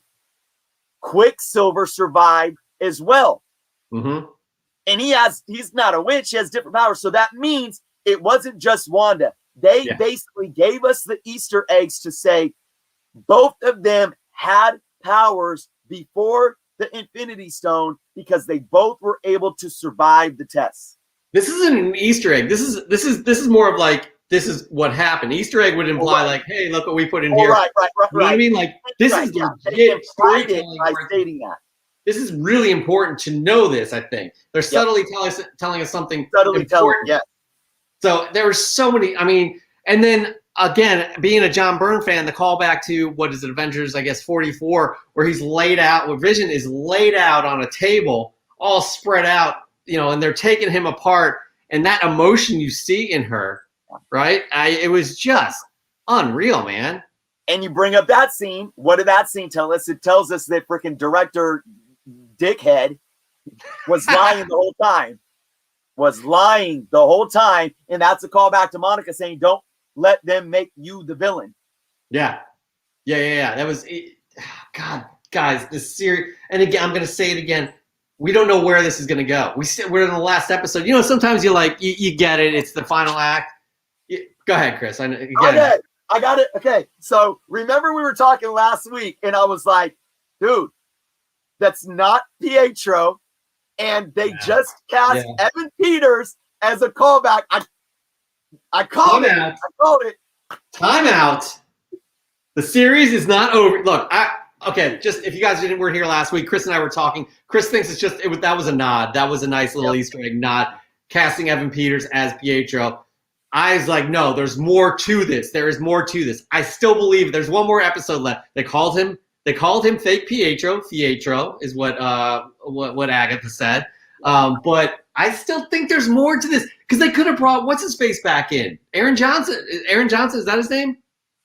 Who originally played Quicksilver. Why didn't they just bring him back? And I know there was an article I didn't read that Feige said he was thinking about bringing him back, but I don't know. We'll see. I don't know. Well, for one, I think Evan Peters is the better actor. but maybe the something bigger is that he's the bunny rabbit. And he's her son. He's really her son. And remember, she was talking in the dungeon about how she can change the structure of matter. And she was saying that. So basically, she's saying that I can create, so maybe the what was she, Scratchy? She's calling the bunny rabbit Scratchy. Yeah. Nick Scratch is her son, which was another book in the top 10 that I didn't have on my list. And what did that long payoff? They, like you said, so like I was right in a sense that it's a nod because it's not really Quicksilver, but they're nodding that his character in X-Men, but they're going to keep Evan Peters around because he's Nicholas Scratch. And maybe Hayward's got a good point. Maybe I'm sorry, P. Keel has a good point. Maybe Hayward's a Skrull. Ray Quinzel thinks the director is a villain too. Director's a freaking asshat. The rabbit is Nick Scratch. I've been saying this for 2 weeks. P. Keel. And then she finally got her name, Scarlet Witch, too, which is that's a pretty big moment in the show. Yep. A huge 6 years coming. What's that? It's 6 years and we hadn't heard it uttered once. Not once. That's insane. But again, it goes to like the whole Captain Marvel thing. She was never called Captain Marvel either. So I don't know, man. I definitely want to hear everybody else's theories on this. You guys keep letting us know. I saw a really good question back here, Chris, that this is gonna take forever for me to find. So why don't you talk more about WandaVision while I try and find this? Yeah, man. It's just It was a serious question too, actually, by the way. It was I don't know if I can't remember who asked it, but are there any mixed race superheroes that we know of? Oh, right. Yeah, bearded one. Very good question. Yeah, hey, Miles Morales. Right. Afro Yep. Latino. Yep, that's true. Yeah. That's a very good question. I'm sorry, I don't know who said that. I wanted to bookmark that question and bring it back for later, but you guys are killing it in the comments section here, like absolutely crushing it. We appreciate you guys each and every week. I'm trying to think if there's any other points we should. Yeah, here's the main point, guys. I think after episode 9, we still won't have the answers. I said that before. I really think that there's going to be a lot of things that will be tied up, but there will be a lot of questions from this that they're going to hold over till because we all know this is a 3-part arc. You have WandaVision, you have Spider-Man No Way Home, and then you have Doctor Strange Multiverse of Madness. So it's going to be an interesting kind of arc what we have going on here, and they're going to tie this all in. We're going to have to wait till December for some more answers, to be honest with you guys. And God, I do love it. As agonizing as this has been, I've loved every minute of WandaVision. It's absolutely unique in their approach and what they're doing, incorporating the sitcoms. This is a good call, Ray Quinzel. I think Doctor Strange might show up at the end of the show. That's a very good call. Because remember, guys, what is Vision's actors? Paul Bettany has said that he's worked with somebody he's always wanted to work with. Finally, although timeout, they may have worked in a previous Marvel film at some point. The only Marvel film that they would have been in together Endgame. was Infinity War. Infinity War, yeah. You're right. But Doctor Strange was never in a scene. But you got to assume that they were on set together, and or the junkets. They're probably in the junkets, but that's not working together. Right. I don't know. That's going to be that's definitely going to be happening this week because it wasn't Evan Peters. It wasn't Evan Peters. That was very clear. So yeah. Interesting peek here. When Wanda first shows up at Agatha's house on the TV, there are 4 monsters on it. This can be a call out to the gods of fear. Interesting. That's very, yeah. I don't know if I'm going to have to watch this. I say this every week. I'm going to go back and watch it for a second time, and I never do because I just get busy. It was like Yo Gabba Gabba, or something was on the TV, and they were in costume. Oh, right. Oh, yeah, that's right. And Daniel De La Torre, our resident Defenders fan, not the Netflix Defenders people, the original group, took a Defender to save the Avengers. Did Doctor Strange save the Avengers though? Did he helped? He helped. Anyways, guys, this has been an amazing show. So okay, before we go though, I'm sorry, I jumped the gun. Well, I got to ask you, Jeff, before we go. Okay, 2 questions. Yeah, I know we talked about who this person is a little bit, but I got to ask. So let's put this out there before we end the show. Go. What do you think is going to happen in the last episode, and who is your guess for the reveal? Can I ask you? Can I answer your question with a question? Sure. Do you have answers to those questions? You want me to go first? Yeah. All right. I think that honestly, this show is so crazy. I don't even know. Yeah, I don't even know. But wait, no, time out. Before you answer, let's ask you guys. You ask the audience because we need to hear from at least 2 of you guys. Yeah. So how's this last episode going to play out? What's going to be the climax? The climax that I think we all probably agree that there's going to be this big climax, and it's just going to open more doorways. We're not going to get a resolve, but then we're going to see this reveal. So what do you think the big climax is? How is this show going to end? And who is this big reveal? I believe that. Two of you have to answer before we wrap the show up too. Okay. Let's hear two people. No, but you go first, Chris. We'll answer. Okay. Oh, before we end the show. All right. Yeah. So I really I can't. All I know is we're gonna have the director, we're gonna have Monica, we're gonna have Wanda, we're gonna have Wanda's vision. All right, Wanda's vision in the hex. We're gonna have Agatha, and we're gonna have White Vision. So, and we're gonna have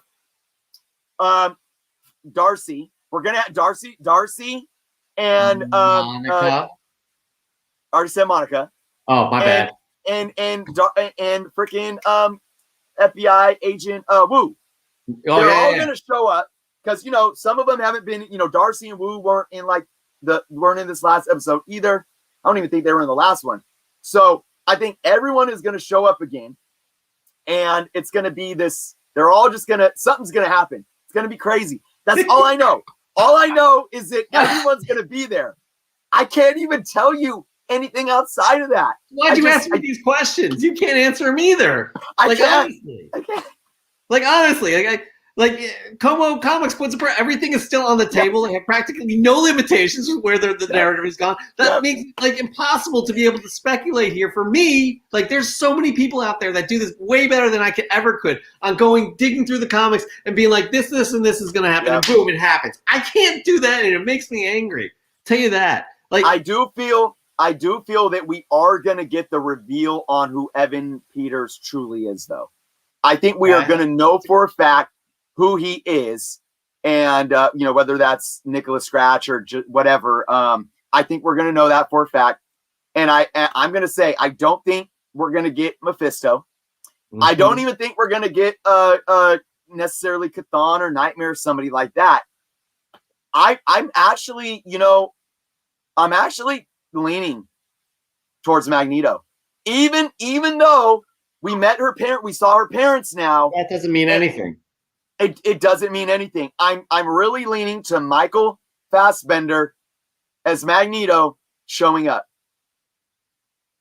I don't know why. I don't know why. It's just a feeling. All right. That's going out on a limb. Other people have guessed that too. Nothing leads me to believe that though. If I'm trying to make an informed, give an informed answer, I got nothing, guys. I got absolutely nothing. Again, because everything, as Como Comics said, everything is on the table, and I just, Jesus, man. If I have to make a prediction, okay, I'm gonna say I'm going. Well, geez, I'm not. I don't know. I can't make a prediction. I can't. All right. Time out. No, I think Doctor Strange is going to show up. Yes, I think, but I don't think that's the actor that Paul Bettany said he's wanted to work with. I don't think. And here's another thing. Como Comics, man. So glad you're here today in the chat. I'm still wondering about Reed. Who is the genius behind reassembling vibranium synthetic humanoid? And by the way, the engineer, people are like, oh, it was just some random person. This lady was the engineer, and I guess that was last week's episode. I still think the engineer's in play. You know what? Screw it. I'm going there. The engineer's still Reed Richards. I'm saying it. All right. I dig it. I dig it. So there we go. And Steve Bradley, I'm guessing major god-level bad guy from another plane of existence. The season ends unresolved, and all hell breaks loose, leading to the Strange movie, kind of like the Thanos build-up. That's a quick build-up, but super, super, super exciting if that were to happen. Absolutely. Okay, I do have one theory. And that kind of that bearded one. Everybody's bringing up these great questions. Okay, what if we get all the characters, like I said, together? White Vision and Wanda's Vision, and Wanda's going at Agatha and Monica and all this stuff's going on, and Wanda just rips everything open and falls into the dark dimension, and there she is standing over her. Welcome, Wanda. Is like Mephisto or something. Like, I see something like that possibly happening, like maybe even Chthon or Nightmare, where she falls into a dark dimension, and then she is in the presence of this evil, demonic bad guy. Okay. That's good. Kid Collector, by the way, thank you for joining, Kid Collector. You never have to apologize for being late. He says it's way too early for Reed. Kid Collector, I got nothing to go on, man, so I'm just going out on a limb and saying something, okay? I'm saying anything at this point. I got nothing to work with, okay? Nothing to work with. So, but we're all forgetting about this. P. Keel, who is in witness protection. That's another key factor here, right? That's got to be something. That's got to be one of these little breadcrumbs here, guys. That's another thing. Who said something about that? Jog my memory. Jimmy Woo was like, I came here because I had to check up on somebody in witness protection, and this thing is not letting me in. Nobody thinks that Westview even exists. They all live in Eastview. Remember? That was Jimmy's original mission. That's why he was in Westview. He was checking up on a witness protection person, somebody in witness protection. Remember? So that's a thing right there. Oh man, I just don't. I don't know, guys. I'm so psyched because at this time next week we'll have our answers. Am I right? Yep. I can't wait. Well, time out. We won't have our answers, but we do know that we'll be the last. I saw this. I don't want to end on this. I did see that there was a secret 10th episode that was shot too. I saw that somewhere on the internet. I don't think that's true at all. I don't know what this means, but I think it's a compliment from Kid Collector. I got my money on Chris and Jeff as the astrophysicists, but they are a team. Yeah. Oh, I thought you meant. Wait, does he think we're the astrophysicists, or he thinks? I think so. But we're a team, so it can't be two people. Oh, I got you. I'll take it. Definitely. I didn't go to school for it, but I just figured it out on my own. Anyways.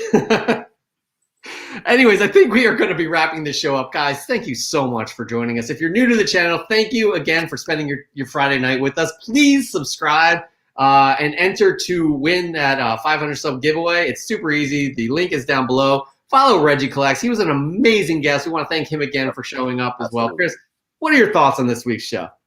My thoughts, amazing. Really great. WandaVision is really just, I love this. Talking about WandaVision, but really honored to have Regie on. Just a really, really cool, humble dude that brings so much to this community, and I think can inspire all of us. I love the positivity that he brings, and we always talk about community, and I think he's a real pillar in how to what's the word I'm trying to look for? Embody that, so very, very happy to have him here. Very happy to have all you in the chat this week. So thank you all again for another amazing week. And hey, look, next week's going to be fire. But yeah, I tell you guys, make sure you watch WandaVision before you hop on, because we're going to go all out. I know it. We're going to talk. I think we'll be more organized talking. Chris, we got to try to be more organized talking about it. You know what I mean? We got to do, there's just so much. Anyways, again, thank you so much for spending each and every week with us on Friday nights. We love talking comics, and we love being here for you to talk back to us about comics as well. We will be back again next week. Until then, be safe, take care, and have a good one. See ya.